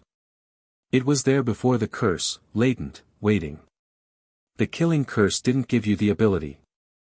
It just opened it early, violently, in a way that would have been gentler if it had happened naturally. Removing the Horcrux will change nothing about your power. You're certain. I am certain. Your great-uncle is certain. We have tested this extensively, on other objects, other fragments.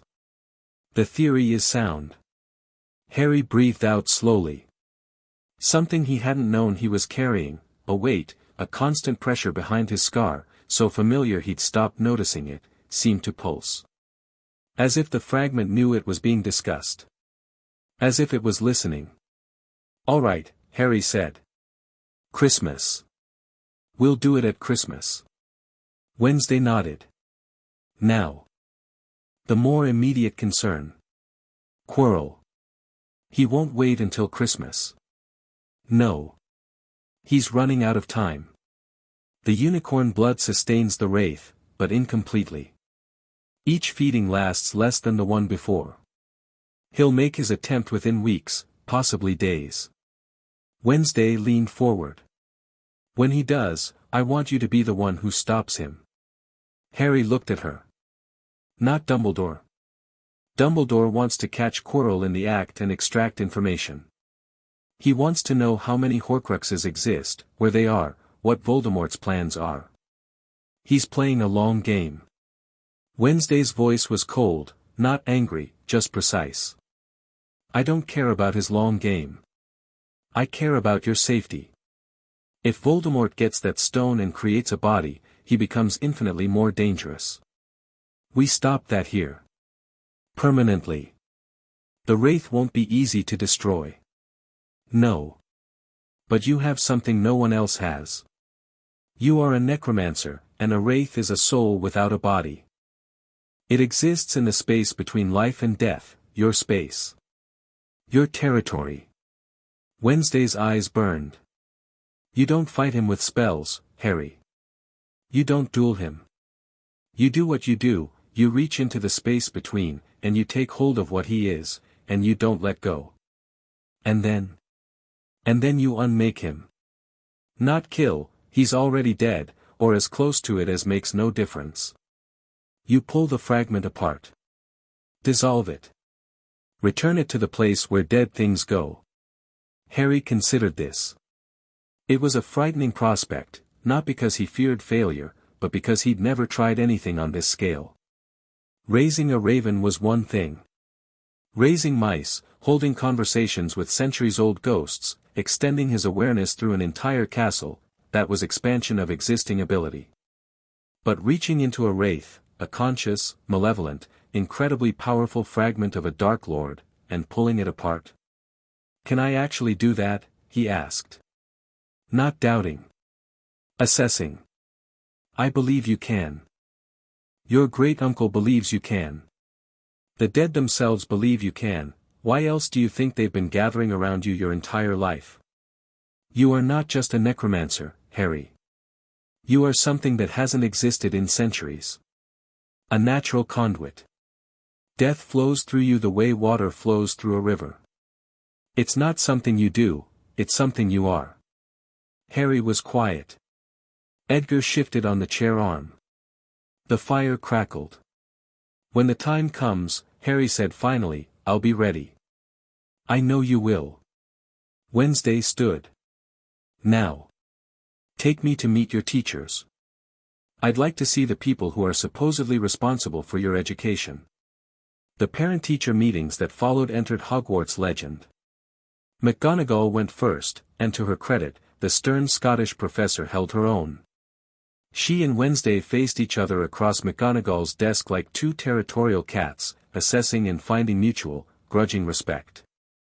Your son is exceptionally gifted, McGonagall said. Top of his year in every subject. His transfiguration work is, expected, Wednesday said. What concerns me is his safety. A troll entered this castle 2 weeks ago. My son was forced to confront it alone. He chose to confront it, because no adult was present to handle it. Which raises questions about the competence of this institution's security measures. McGonagall's lips thinned. I assure you, Mrs. Addams-Potter, Ms. Addams-Potter. I assure you that the security breach has been addressed. Additional protections have been placed. It will not happen again. It had better not. Wednesday held McGonagall's gaze for 3 full seconds. My son respects you, Professor. He says you're the most competent teacher here. I hope that assessment is accurate. McGonagall blinked, surprised, perhaps, by the backhanded compliment. I do my best. Do better. He deserves better. They moved on. Flitwick was nervous but enthusiastic, praising Harry's charm work with enough genuine admiration that Wednesday merely nodded and moved on. Sprout was warm and flustered and said something about Harry being a quiet boy but very talented with the more dangerous plants, which made Wednesday's mouth twitch. Snape was different. They met in his dungeon office, cold, dark, lined with jars of things that floated in preservation fluid. Snape sat behind his desk like a man awaiting execution. Harry stood to one side, watching. Wednesday sat across from Snape and said nothing for 10 full seconds. The silence was a tool she wielded like a scalpel, letting it grow, letting it press, until the other person either broke or revealed themselves. Snape, to his credit, did not break. He met her gaze with his own variety of cold control, and the two of them sat in that dark office like opposing chess pieces, neither moving first.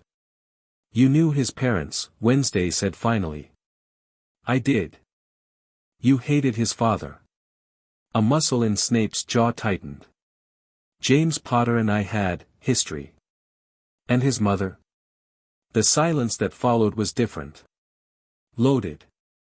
Something in Snape's face shifted, a crack in the mask, quickly repaired, but Harry saw it. Wednesday certainly saw it. Lily Evans was, Snape's voice caught. He cleared his throat. A remarkable woman. She was. I never met her. But I know what she did for my son. Wednesday leaned forward slightly. He has her eyes. I'm aware. And every time you look at him, you see her. And you see James Potter. And you see whatever it is you carry from that time, guilt, grief, anger. Some combination. Wednesday's voice was neutral. Clinical. Like she was performing an autopsy on a living man. Let me be clear, Professor Snape. My son is not a canvas for your unresolved grief. He is not James Potter. He is not Lily Evans. He is Harry Addams-Potter, and he is mine. Snape's face was white. His hands were flat on the desk, very still.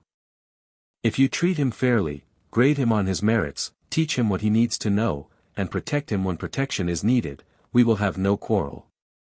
If your personal history leads you to harm him in any way, through cruelty, through neglect, through the manipulation of grades or social dynamics, Wednesday paused, and something in her dark eyes shifted, something ancient and patient and absolutely merciless. I will make what Voldemort did to your arm look like a paper cut. Snape stared at her. His left hand moved, involuntarily, toward his right forearm. The dark mark, beneath his sleeve. She knew. She knew everything. Do we understand each other? Wednesday asked. We understand each other, Snape said quietly. Wednesday stood. Good. His potion work is excellent. I trust you'll continue to develop it. She paused at the door. He told me you said, please, to him. On Halloween night. When you asked him not to follow Quirrell. Snape said nothing. That was the right thing to say. He listened because you asked, not because you ordered. A pause. You should do that more often. He responds to respect. She left. Harry remained for a moment, looking at Snape. The professor's face was unreadable, or nearly so. But deep in those dark eyes, something had shifted. Some wall, partially breached. Some calcification, beginning to crack. She's terrifying, Snape said quietly. Yes, Harry agreed. She is. A beat of silence. Then Snape looked at him, really looked, perhaps for the first time without the filter of old grudges and old ghosts. You are nothing like your father, Snape said. It was not a compliment, exactly. But it was something. An acknowledgement. A starting point. No, Harry said. I'm not. He left the dungeon and found Wednesday in the corridor, waiting. Well, she asked. I think you cracked him. Good. Cracked things let in light. She put her hand on his head, brief, firm. Come. I want to see the third-floor corridor before I leave. They went together, Wednesday and Harry, mother and son, moving through the castle with identical purpose. The third-floor corridor was locked, of course, but locks meant nothing to Wednesday.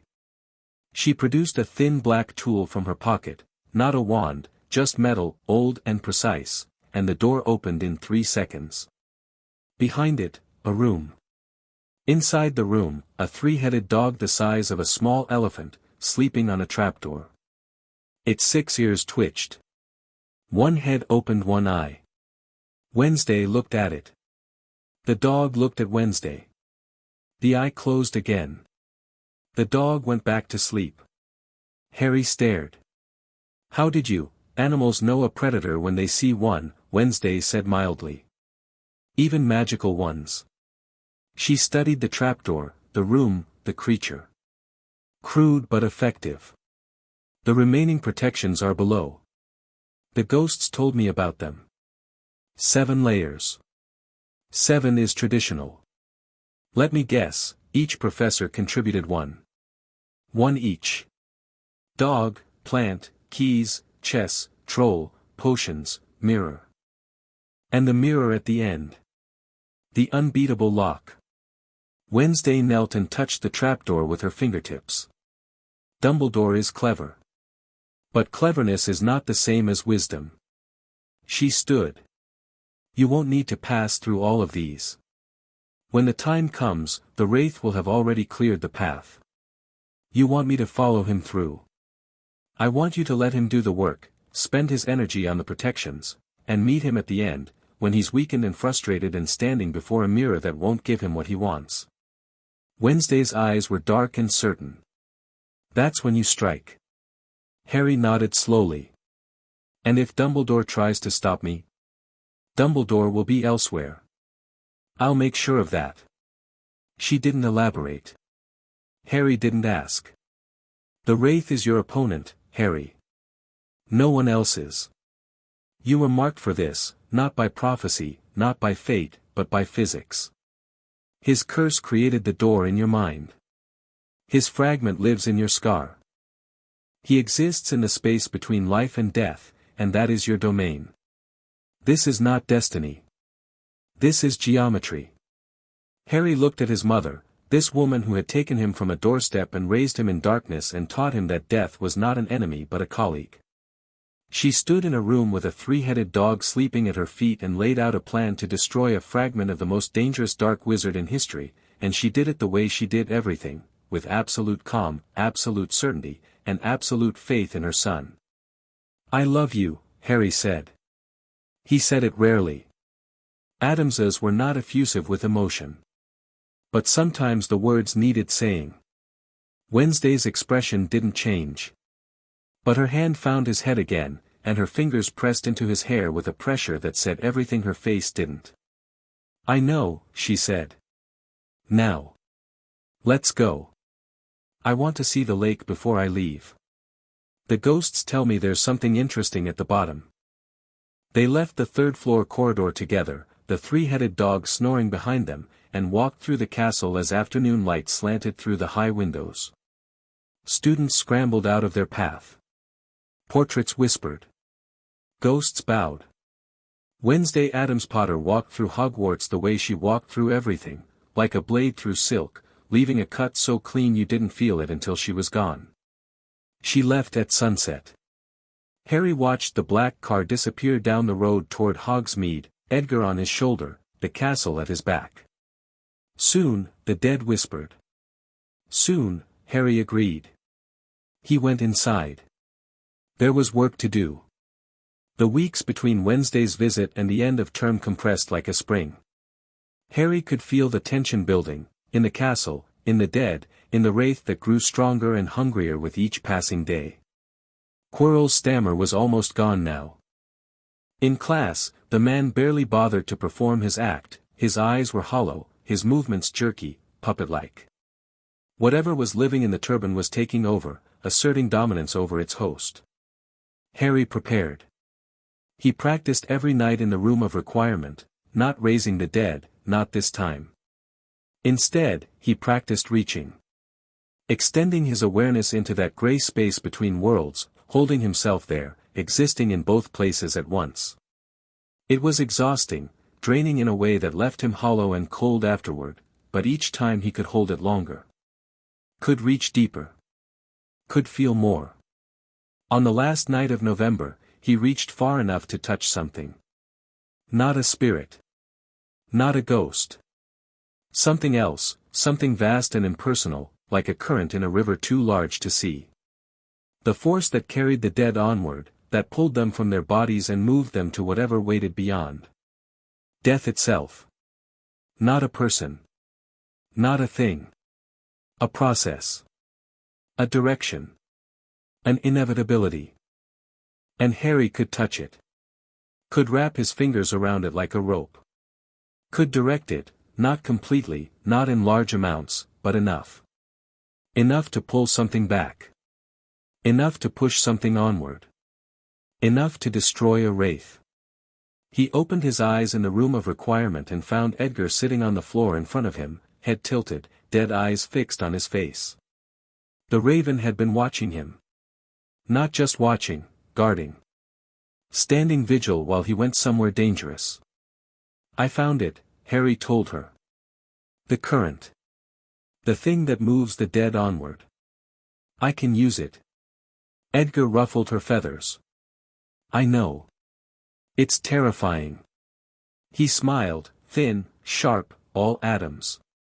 But I'm ready now. He stood, gathered his things, and went back to Gryffindor Tower. Hermione was waiting in the common room, as she always was, a book in her lap and worry in her eyes. You look like death, she said, and then immediately flinched. Sorry. That was accurate. Harry sat beside her on the couch. I look like death because I was just speaking with it. More or less. She studied him. Are you okay? I'm better than okay. I'm ready. For quarrel. For whatever comes. She nodded. Reached out and took his hand, just held it, simple and warm and human. The warmth grounded him, pulled him back from the cold space he'd been inhabiting. Reminded him that the living world was still here, still real, still worth protecting. When it happens, Hermione said quietly, I'll be there. You can't, not in the room. Not face to face with, whatever he is. But I'll be there. In the castle. Watching. Waiting. She squeezed his hand. You're not alone, Harry. I know you think you have to be, I know your mother raised you to be sufficient by yourself. But you're not alone. Not anymore. Harry looked at her, this fierce, brilliant, stubborn girl who'd sat next to him on a train and refused to be afraid, and felt something crack open in his chest. Something he'd kept closed for a long time. Something that had nothing to do with death and everything to do with living. Thank you, he said. For all of it. You're welcome. She released his hand and stood. Now go to bed. You look terrible and you have a potions essay due tomorrow. He went to bed. He didn't dream. The dead were quiet. Even they, it seemed, were holding their breath. Waiting. Chapter 5, The Master and the Wraith. It happened on a Thursday. Harry knew the moment he woke, felt it like a change in air pressure, like the silence before thunder. The castle's dead had gone still in a way they never had before. Not agitated, not whispering. Silent. Waiting. The way a forest goes quiet when something large moves through it. Edgar was standing on his chest. Not his shoulder, not the headboard, his chest, talons pressing through his nightshirt, dead eyes inches from his face. The raven had never done this before. He's going tonight, Harry said. Edgar didn't move. Didn't need to. The confirmation was in the silence itself, in the absence of the constant murmur that had become Harry's background noise for 3 months. The dead knew. They always knew before the living did. Harry got out of bed, dressed in the dark, and sat on the edge of his mattress thinking. 4 a.m. 14 hours until nightfall.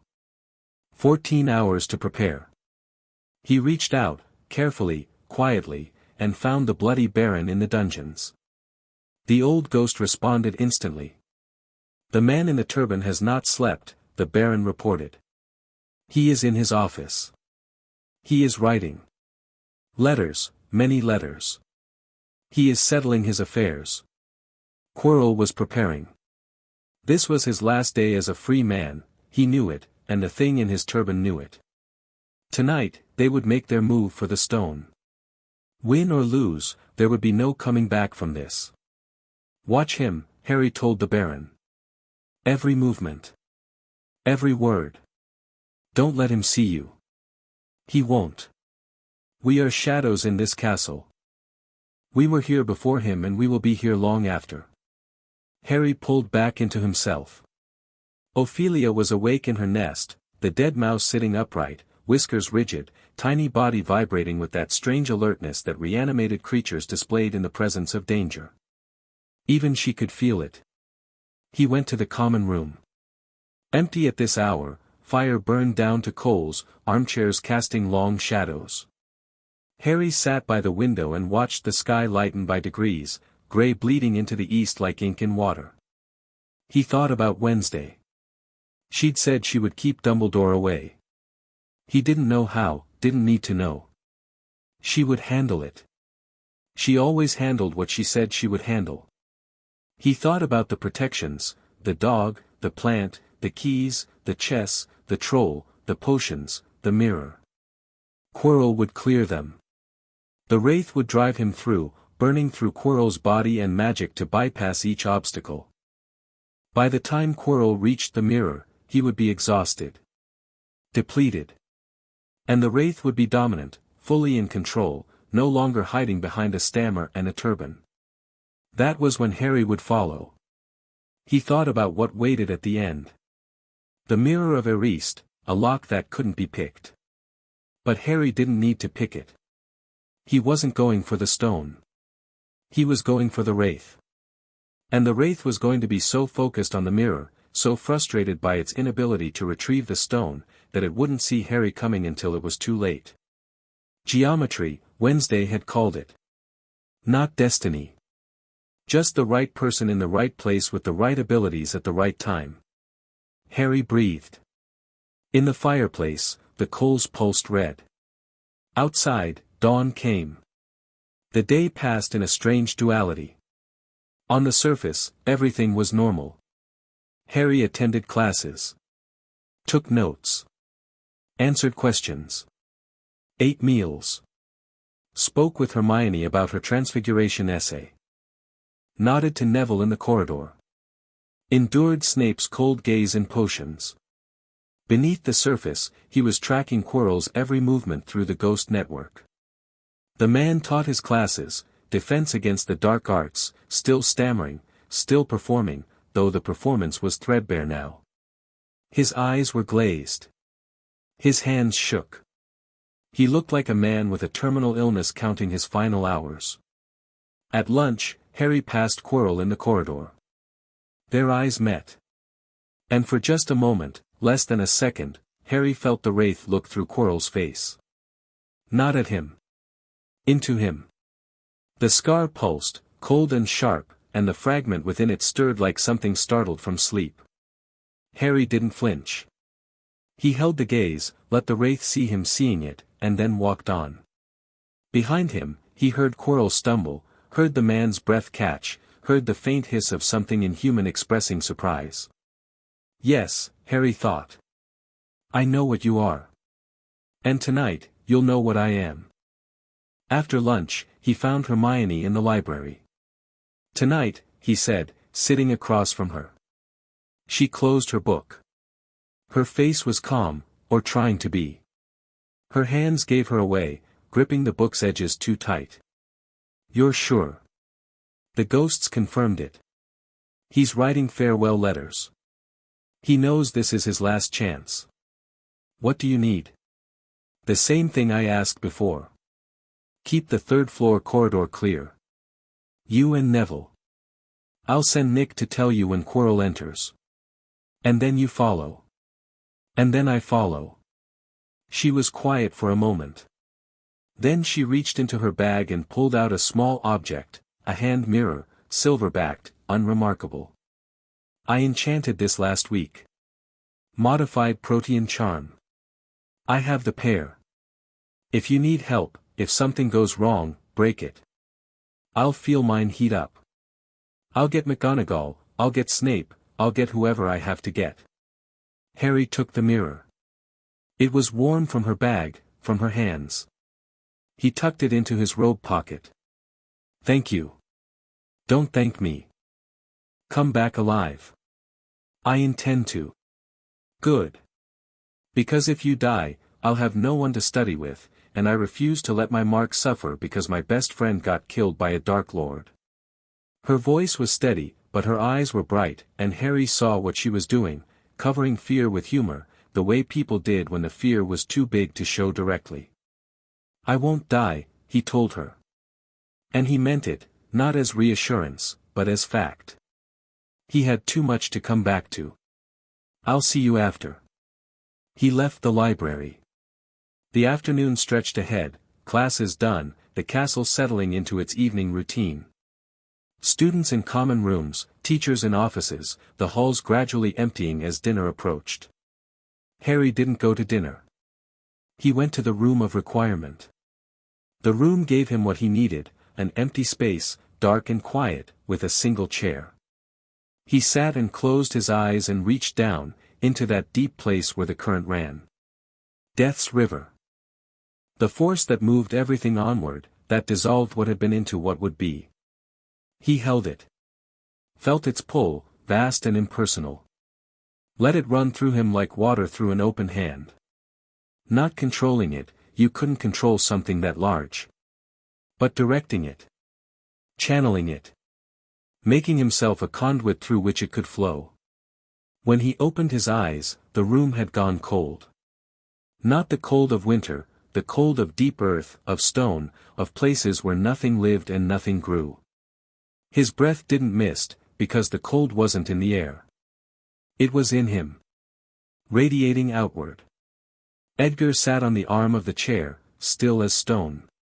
The raven felt it, the proximity to that vast force, and something in her dead body resonated with it. She was closer to that current than anything living. She existed in its eddy. Stay here tonight, Harry told her. When I go to the 3rd floor, stay here. The raven tilted her head.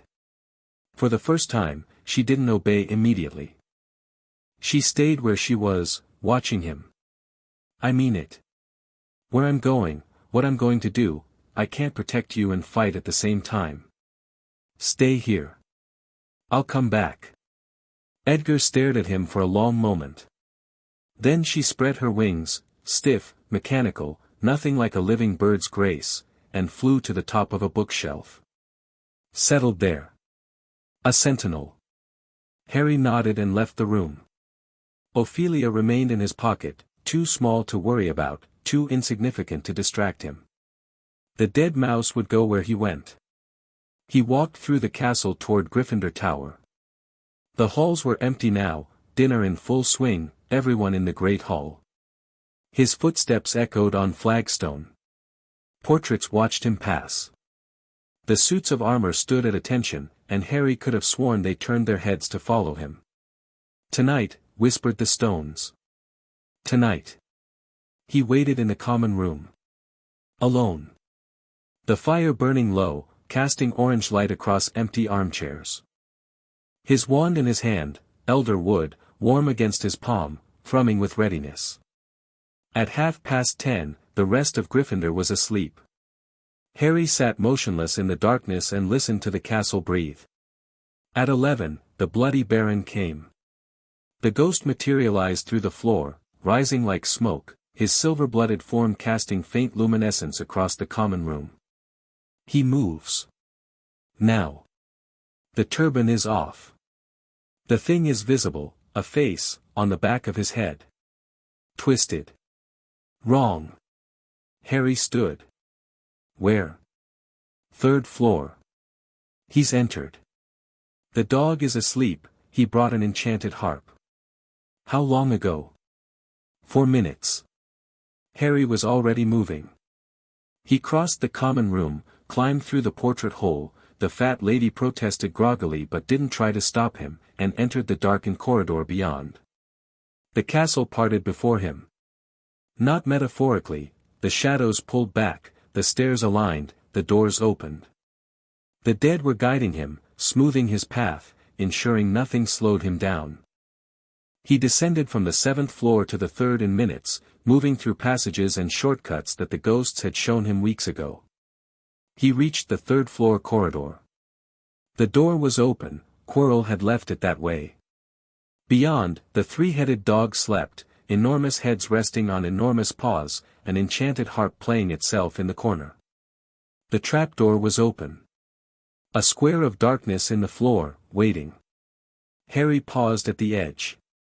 Below, silence, or near silence. Faint sounds, far down. Quirrell was already through the devil's snare, probably through the keys and the chess set by now. The wraith driving him forward, burning through obstacles with the desperation of something that had waited 14 years for this moment. Harry. A voice behind him. Not a ghost, solid, living. Hermione. She stood in the doorway, Neville beside her. Both in their pajamas, both pale, both armed with their wands.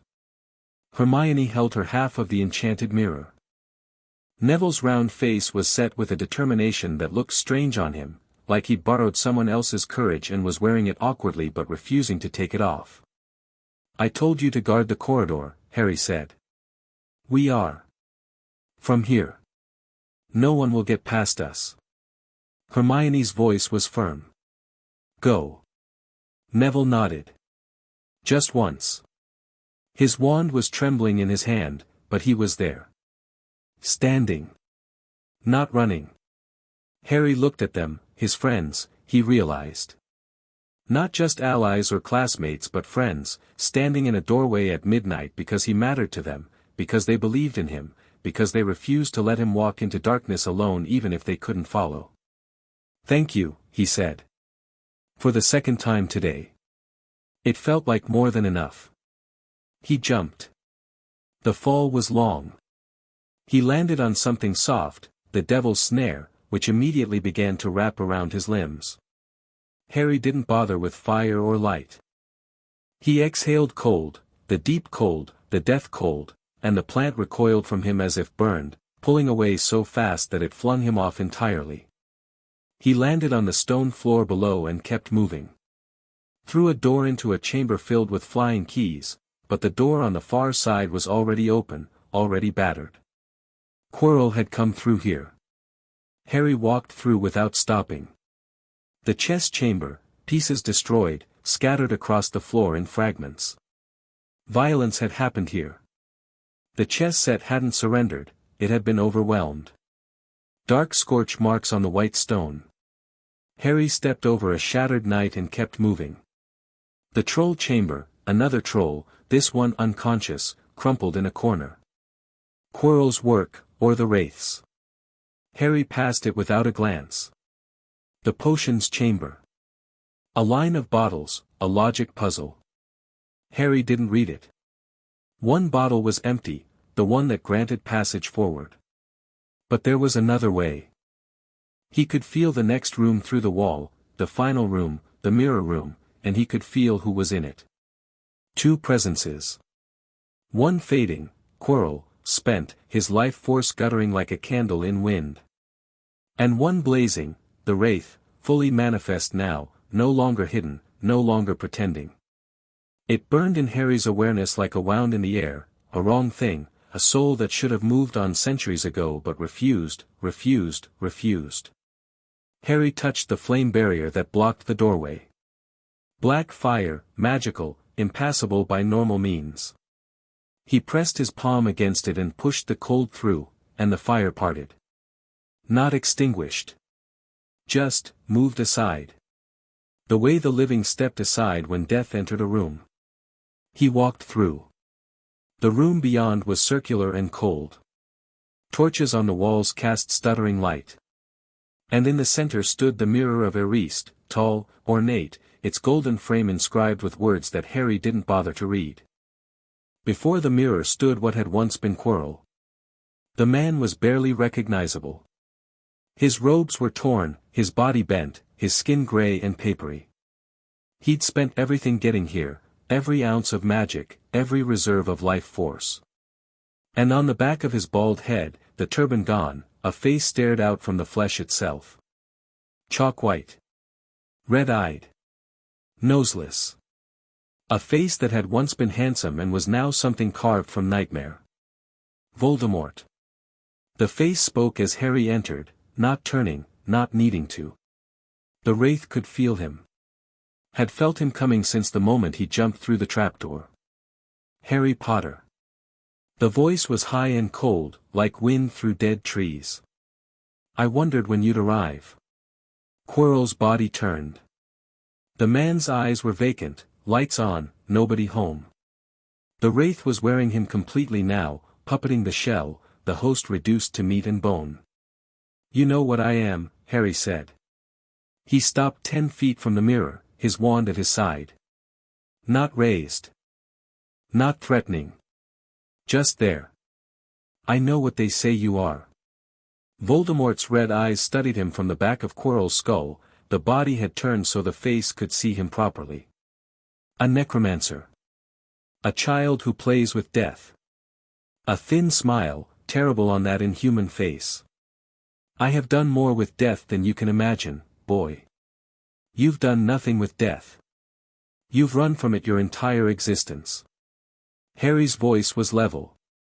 Calm. Wednesday's voice, flat, precise, revealing nothing. You're afraid of it. That's why you're here. That's why you split your soul into pieces and hid them around the world like a child hiding treasures. Because you're terrified of the one thing that everyone faces eventually. The red eyes narrowed. The smile disappeared. You know about my Horcruxes. I'm carrying one. Harry tapped his scar. Right here. A piece of you, trapped in my head for 10 years. Screaming silently in a cage made of my mother's love and my own power. He tilted his head. It's very weak now. I've been starving it. Soon it'll be gone entirely. Something shifted in Voldemort's expression, the first crack, the first sign of something other than cold superiority. Not fear. Not yet. But awareness. The dawning realization that this child was not what he'd expected. You cannot destroy a Horcrux, Voldemort said. It requires, I know what it requires traditionally. I don't do things traditionally. Harry took one step forward. You came here for the stone. The mirror won't give it to you. You know that by now. Voldemort, through Quirrell's mouth, the puppet speaking for the puppeteer, hissed.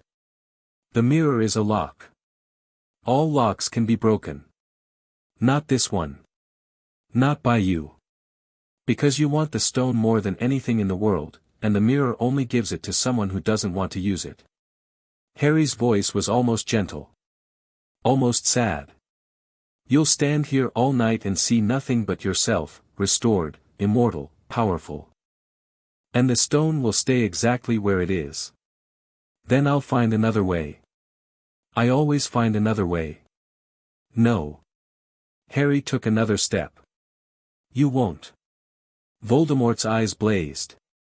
Quirrell's body whirled, wand raised, but the spell that came was weak, pathetic, the dregs of a host body burned almost empty. Harry didn't even need to dodge.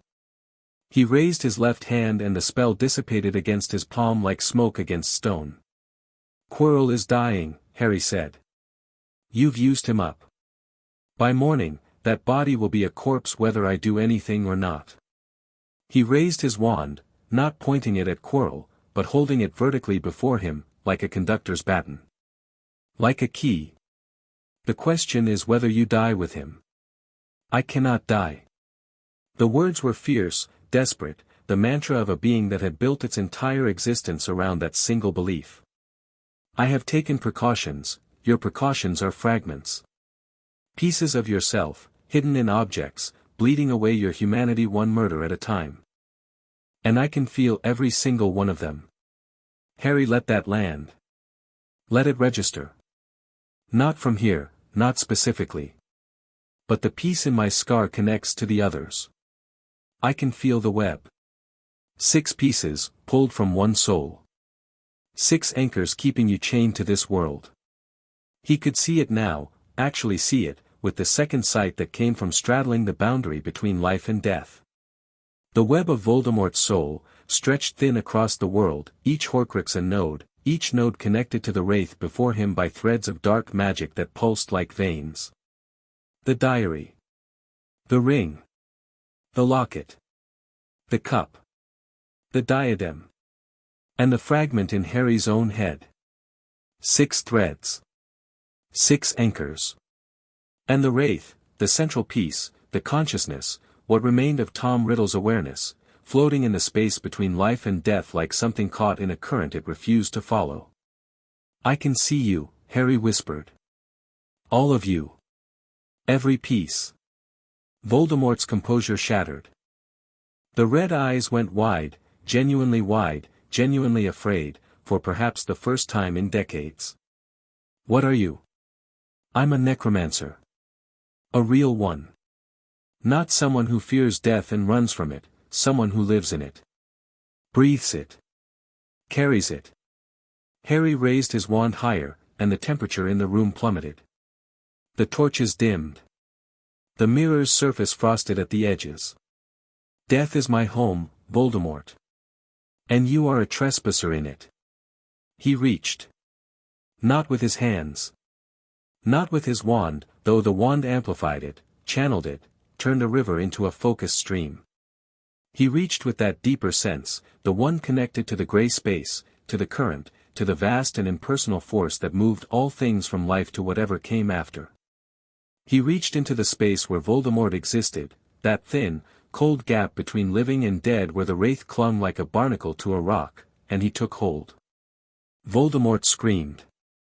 Not through Quirrell's mouth, that body had no breath left for screaming.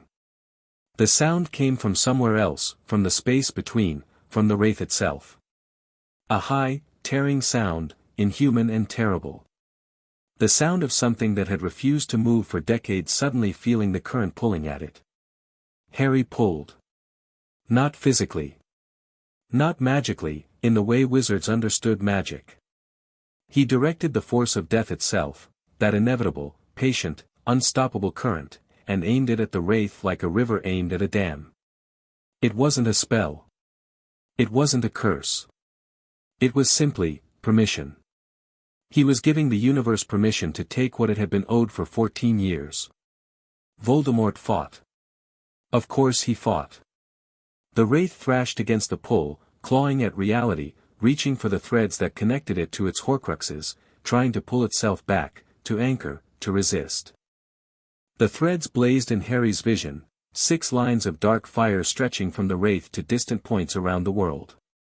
The threads held. They were strong, each one forged in murder, sealed in dark ritual. Harry couldn't break them from here. He'd known he couldn't. But that wasn't what he was trying to do. He wasn't trying to destroy Voldemort completely. He was trying to destroy this piece, the consciousness, the awareness, the central fragment that directed the others. Without it, the horcruxes were just objects. Inert. Unaware. Pieces of soul without a mind to drive them. Harry pulled harder. The current surged through him, cold beyond cold, deep beyond deep. His scar split open, blood running down his face, and the fragment inside shrieked in sympathy with the wraith. It wanted to help its master. It wanted to reach out, to strengthen the connection, to give the wraith something to hold on to. Harry crushed it down. Slammed his will against the fragment like a boot on a spider, and felt it crack. Not break, not yet, that was for Christmas, for his great-uncle's careful extraction, but crack. Enough that it couldn't reach out. Enough that it couldn't help. Voldemort was coming apart. The wraith's form, visible now in Harry's second sight, a dark shape like smoke given malice, was fraying at the edges. The current pulled at it, and pieces came away. Not like flesh tearing, like fog dissipating. Like darkness thinning before dawn. The wraith was dissolving, being pulled into the current, being swept toward whatever waited downstream. "No," Voldemort's voice, thinner now, desperate. "I am Lord Voldemort, I cannot, I will not, you will," Harry said. His voice was strange, layered, resonant, as if the dead were speaking through him, 1,000 voices behind one. "You've been dying for 14 years. You just refuse to notice." He pulled one final time, gave one final push, directed the current with everything he had, everything he was, everything Wednesday had taught him and everything he'd learned in the gray space between worlds. The wraith came apart. Not all at once, it unraveled, thread by thread, darkness bleeding into the current and being swept away. Voldemort's scream went on and on, rising in pitch, thinning, becoming less, becoming nothing. The red eyes faded. The consciousness dimmed. The terrible, grasping, desperate will that had sustained Tom Riddle's existence against all natural law finally let go. Or rather, was made to let go. The last of the wraith dissolved into the current and was gone. Swept away. Carried onward to whatever waited beyond the boundary that Harry could see but never cross. Not destroyed, moved. Forced to continue a journey it had refused for half a century. The room was silent. Harry stood with his wand raised, blood running from his scar, his body shaking with cold and exhaustion. Before him, Quirrell's body crumpled to the floor, empty now, truly empty, the host released from its parasite. Harry could see the man's life force, thin, guttering, barely there. Quirrell was dying. Had been dying for months. The wraith had been the only thing keeping him going. Harry knelt beside him. Put his hand on the man's chest. Felt the heartbeat, weak, irregular, slowing. "Can you hear me?" Harry asked. Quirrell's eyes opened. His own eyes, brown, human, terrified. "He's gone. Gone." A breath. A shudder. Tears streaming down Quirrell's face, relief or grief or both. "I couldn't stop him. I tried. At first I tried. He was too strong. I know. I'm dying." Yes. Harry didn't lie. Didn't soften it. "The damage is too extensive. Your body can't sustain itself without him anymore." Quirrell's hand found Harry's wrist. Gripped it, weak, trembling. "The stone. He wanted, I know what he wanted. It doesn't matter now. Tell Dumbledore, tell him I'm sorry. I was weak. I was afraid." A wet cough. Blood on pale lips. "I was so afraid of death." "Everyone is," Harry said quietly. "Almost everyone." Quirrell's eyes focused on him, on this 11-year-old boy kneeling beside him in a pool of torchlight, blood on his face and death in his hands. "You're not." "No." "What's it like?" "The other side." Harry reached, gently, so gently.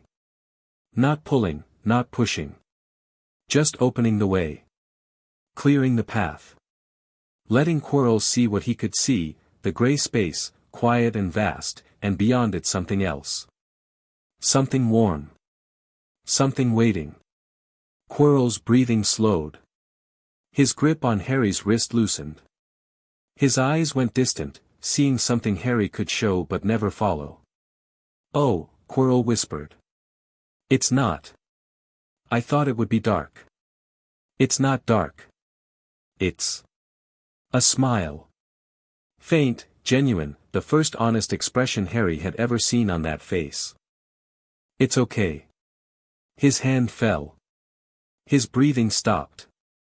His eyes stayed open, but whatever had looked through them was gone, moved on, willingly this time, following the current rather than fighting it. Harry closed the dead man's eyes with his fingertips and stood. His legs shook. His vision swam. The cold that had filled him was receding, leaving behind an exhaustion so profound it felt structural, like his bones had gotten tired.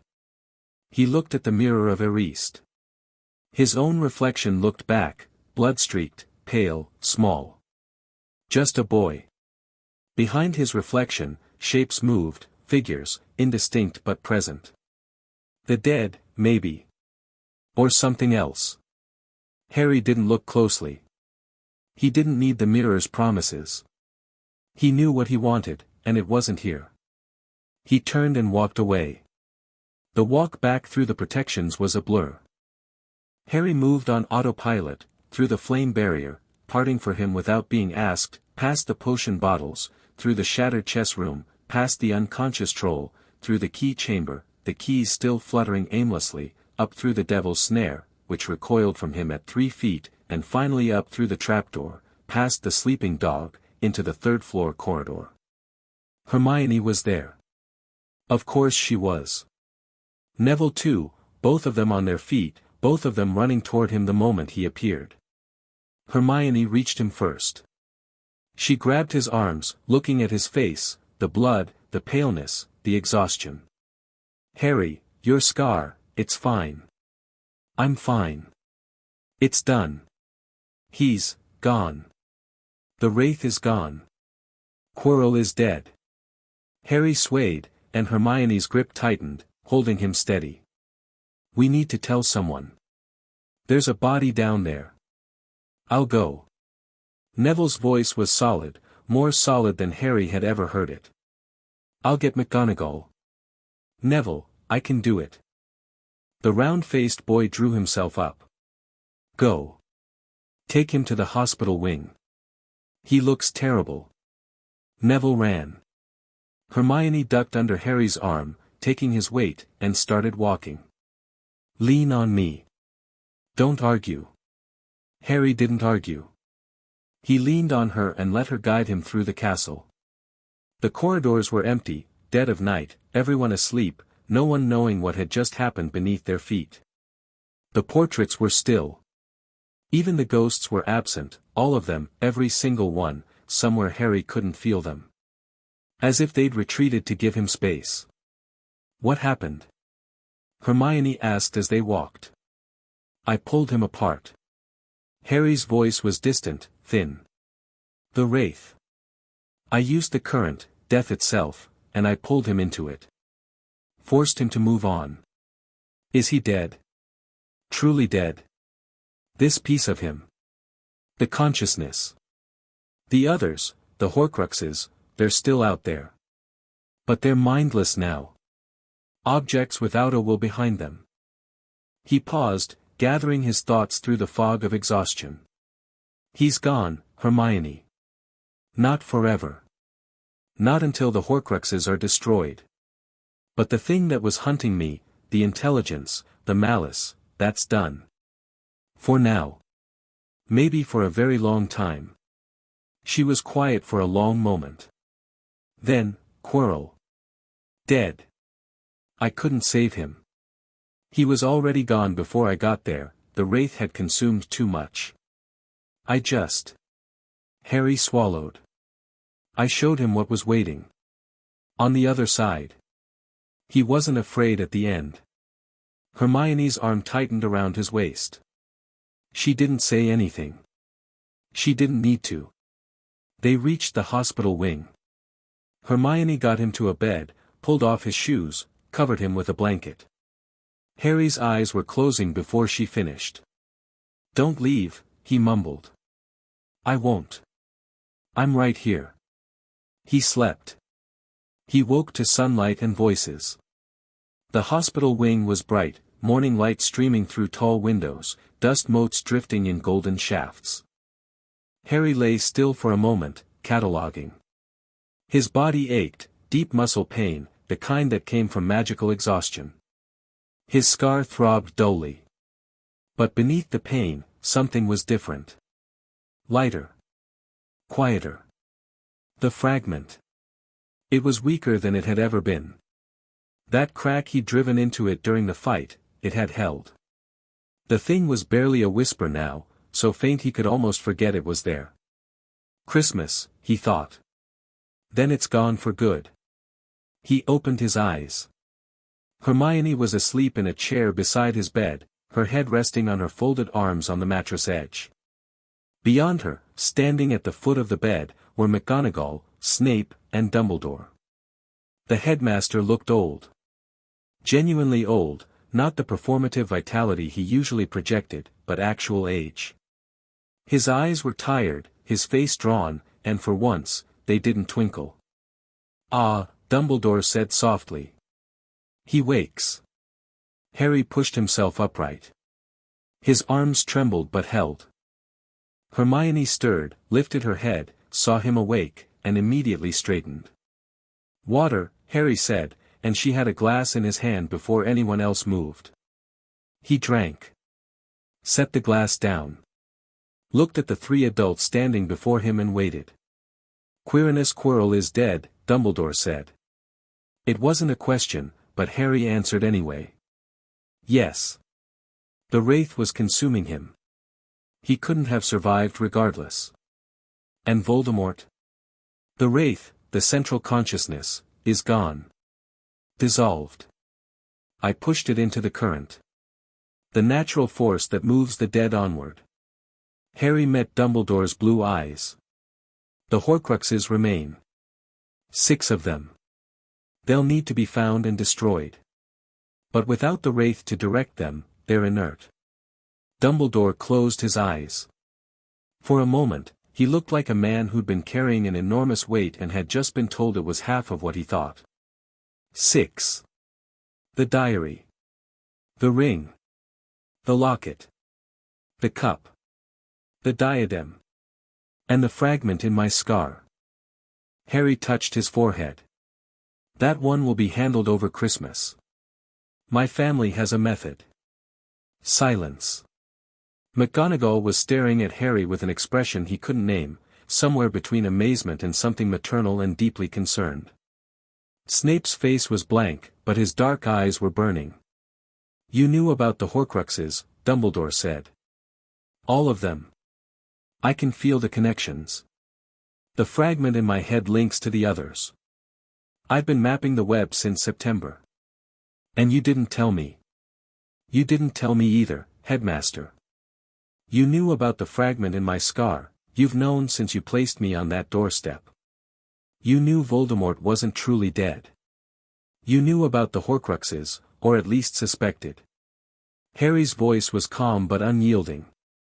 You've been managing this situation for 11 years. Deciding what I should know, what I should do, when I should act. I chose to manage it myself. Dumbledore was quiet for a long time. The silver instruments in his office might have been clicking and whirring, but here in the hospital wing, there was only silence and sunlight and the steady gaze of an 11-year-old boy who had just done what Dumbledore had spent a decade planning. You're right, Dumbledore said finally. You're right, and I owe you an apology. Several, in fact. Harry hadn't expected that. He blinked. I have spent so long carrying this burden alone, Dumbledore continued, that I forgot how to share it. I saw you as someone to protect, a child who needed to be guided, shaped, prepared for a destiny I had mapped out. He removed his spectacles and cleaned them on his robe, a very human gesture, very tired. Your mother warned me. In her letter, before you arrived. She said you were not mine to shape. I didn't listen. No, Harry agreed. You didn't. I am listening now. Dumbledore replaced his spectacles. The remaining Horcruxes. If you can feel them, locate them, I can give you the general locations. Not precise, the connections are vague, more directional than specific. But enough for you to find them. Harry paused. That's your job, Headmaster. Finding them. Destroying them. I've done my part for now. You have indeed. Something like warmth returned to Dumbledore's eyes, not the manufactured twinkle, but something realer. Sadder. You've done more at 11 than most wizards accomplish in a lifetime, Harry. I had a good teacher. He didn't mean Dumbledore, and everyone in the room knew it. McGonagall stepped forward. Mr. Addams-Potter. The Ministry will want answers. The death of a professor, Quirrell was possessed by a fragment of Voldemort's soul and had been murdering unicorns in the Forbidden Forest for months. He infiltrated the school's protections with the intent to steal the Philosopher's Stone. I intervened. He died from the damage the possession had already inflicted. Harry met her gaze steadily. That's the truth. If the Ministry wants more than that, they can speak to my mother. McGonagall's mouth twitched. I suspect that will discourage further inquiry. It usually does. Snape hadn't spoken. He stood slightly apart from the others, arms folded, face unreadable. But when Harry looked at him, the professor inclined his head, barely, a movement of millimeters. Acknowledgement. Respect. From Snape, it was practically a standing ovation. They left, McGonagall first, then Dumbledore, with a final long look at Harry that held something like sorrow and something like hope. Snape lingered. Your mother, he said quietly, when the others were gone. Does she know it's done? She'll know by now. The ghosts will have spread the word across every magical dwelling in Britain by morning. She'll be pleased. She'll be relieved. Wednesday doesn't do pleased. The ghost of a smile crossed Snape's face, so brief it might have been imagined. Then he turned and left, black robes sweeping the flagstones. Harry and Hermione were alone. She was sitting on the edge of his bed now, her hand on his arm. Not gripping. Just resting. "It's really done?" she asked. "This part. The wraith, Quirrell, the immediate threat." "Yes." Harry leaned back against his pillows. "The Horcruxes are still out there. The war isn't over. Not completely. But for now. For now, it's done." She nodded. Then, quietly, "I was terrified. The whole time you were down there. I stood in that corridor and I couldn't hear anything and I didn't know if you were alive or dead and I just," she stopped. Took a breath.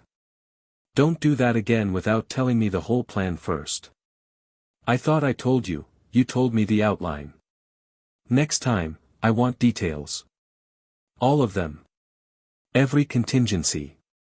She fixed him with a look that was pure Hermione, fierce and caring and absolutely non-negotiable.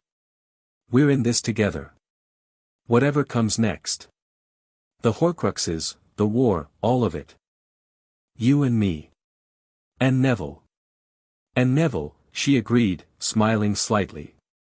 "He was very brave tonight." He was. Harry felt something settle in his chest, something warm and solid and real. Community. Belonging. The thing he'd never had before Hogwarts, the thing he hadn't known he needed until it appeared. "I wouldn't have gotten through this without you." "Yes, you would have. You're Harry Addams-Potter. You can do anything." She stood, smoothing her pajamas. "But it would have been lonelier." "Yes," Harry admitted. "It would have been." The days that followed were strange, a decompression, a return to normalcy that felt surreal after the intensity of what had happened. The official story, released by Dumbledore to the school, was that Professor Quirrell had been taken ill and passed away. A replacement defense against the dark arts teacher would be arranged for after the holidays. Only a handful of people knew the truth, the teachers who'd been told, Harry's friends, and the dead, who knew everything and told no one unless asked. The student body noticed the change in Harry, though they couldn't name it. He seemed lighter, not warmer, exactly, not more approachable, but less coiled. Less like a spring under tension. The shadows didn't gather around him quite as tightly. The cold that followed him was less pronounced.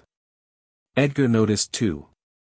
The Raven, when Harry returned to the room of requirement to collect her the morning after, had done something unprecedented. She'd flown to him. Not the stiff, mechanical flight of before, but something closer to grace. As if whatever had changed in Harry had reached her too, through their bond. "We're all right," Harry told her, settling the Raven on his shoulder. "We're going to be all right." Exams came. Harry topped every one, not by a narrow margin but comprehensively, with scores that made Hermione simultaneously proud and competitive. She came second in everything and declared that next year she'd beat him in at least 3 subjects, which Harry privately doubted but publicly accepted as a challenge. Neville found him on the last day of term, in the common room, while students packed their trunks and shouted about holiday plans. "Harry." Neville sat down across from him with a directness he'd developed over the past few weeks, the new Neville, the one who'd stood in a doorway at midnight and refused to move. "Over the summer. Would you?" He stopped, gathered himself. "I want to learn. What you know. Not necromancy, I don't have that. But the rest. The fighting. The not being afraid." Harry looked at him. Round face, earnest eyes, hands that didn't shake anymore. A boy who was becoming something new, something braver and harder and more himself than the frightened child who'd arrived at Hogwarts in September. "Write to me over summer," Harry said. "We'll arrange something." Neville's face broke into a grin. "Brilliant. Thanks, Harry. He left, practically bouncing, and Harry watched him go with something that felt like pride. Not the cold pride of accomplishment but the warm pride of watching someone else grow. The Hogwarts Express came. Students piled aboard. Harry found his usual compartment, the one at the end, where it had all started. Hermione sat across from him, as she had that first day, books in her lap, already planning next year's reading list. "Your mother," Hermione said as the train pulled away from Hogsmeade Station. "Can I meet her? Over the holidays?"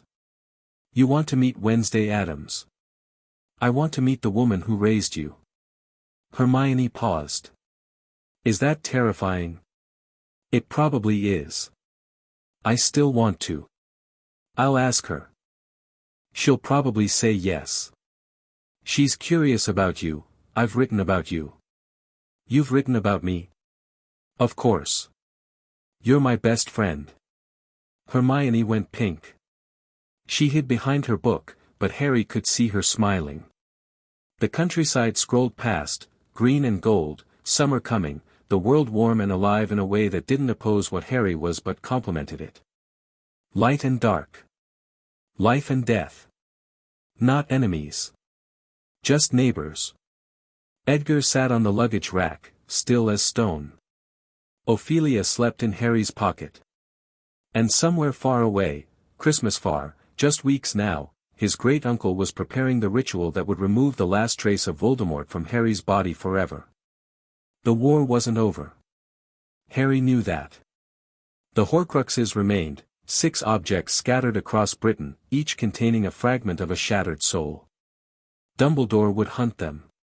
Harry would help, on his terms, in his way, when he chose. Not as a weapon. Not as a chess piece. As himself. The train carried him south, toward London, toward Wednesday, toward home. He fell asleep somewhere north of Manchester, lulled by the rhythm of the rails, and dreamed of nothing at all. No grey spaces. No whispered voices. No cold. Just darkness, simple, peaceful, ordinary darkness. When he woke, Hermione was still reading and the outskirts of London were visible through the window. King's Cross was approaching. "Welcome back," Hermione said without looking up.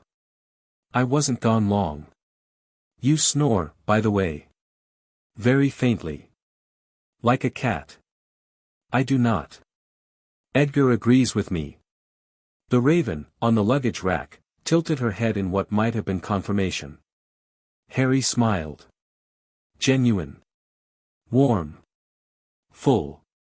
Platform 9 3/4 was chaos, parents and trunks and owls and shouting. Harry stepped off the train and into the crowd, and there, at the far end of the platform, standing absolutely still while the world moved around her like water around a stone, Wednesday. She was exactly as she always was. Black clothes. Dark braid. Pale face revealing nothing. But when Harry reached her, when he stood before her, his dead raven and his dead mouse and his elder wand and his barely there scar and his friend's laughter still ringing in his ears, something in her eyes softened. She put her hand on his head. Fingers in his hair. Firm.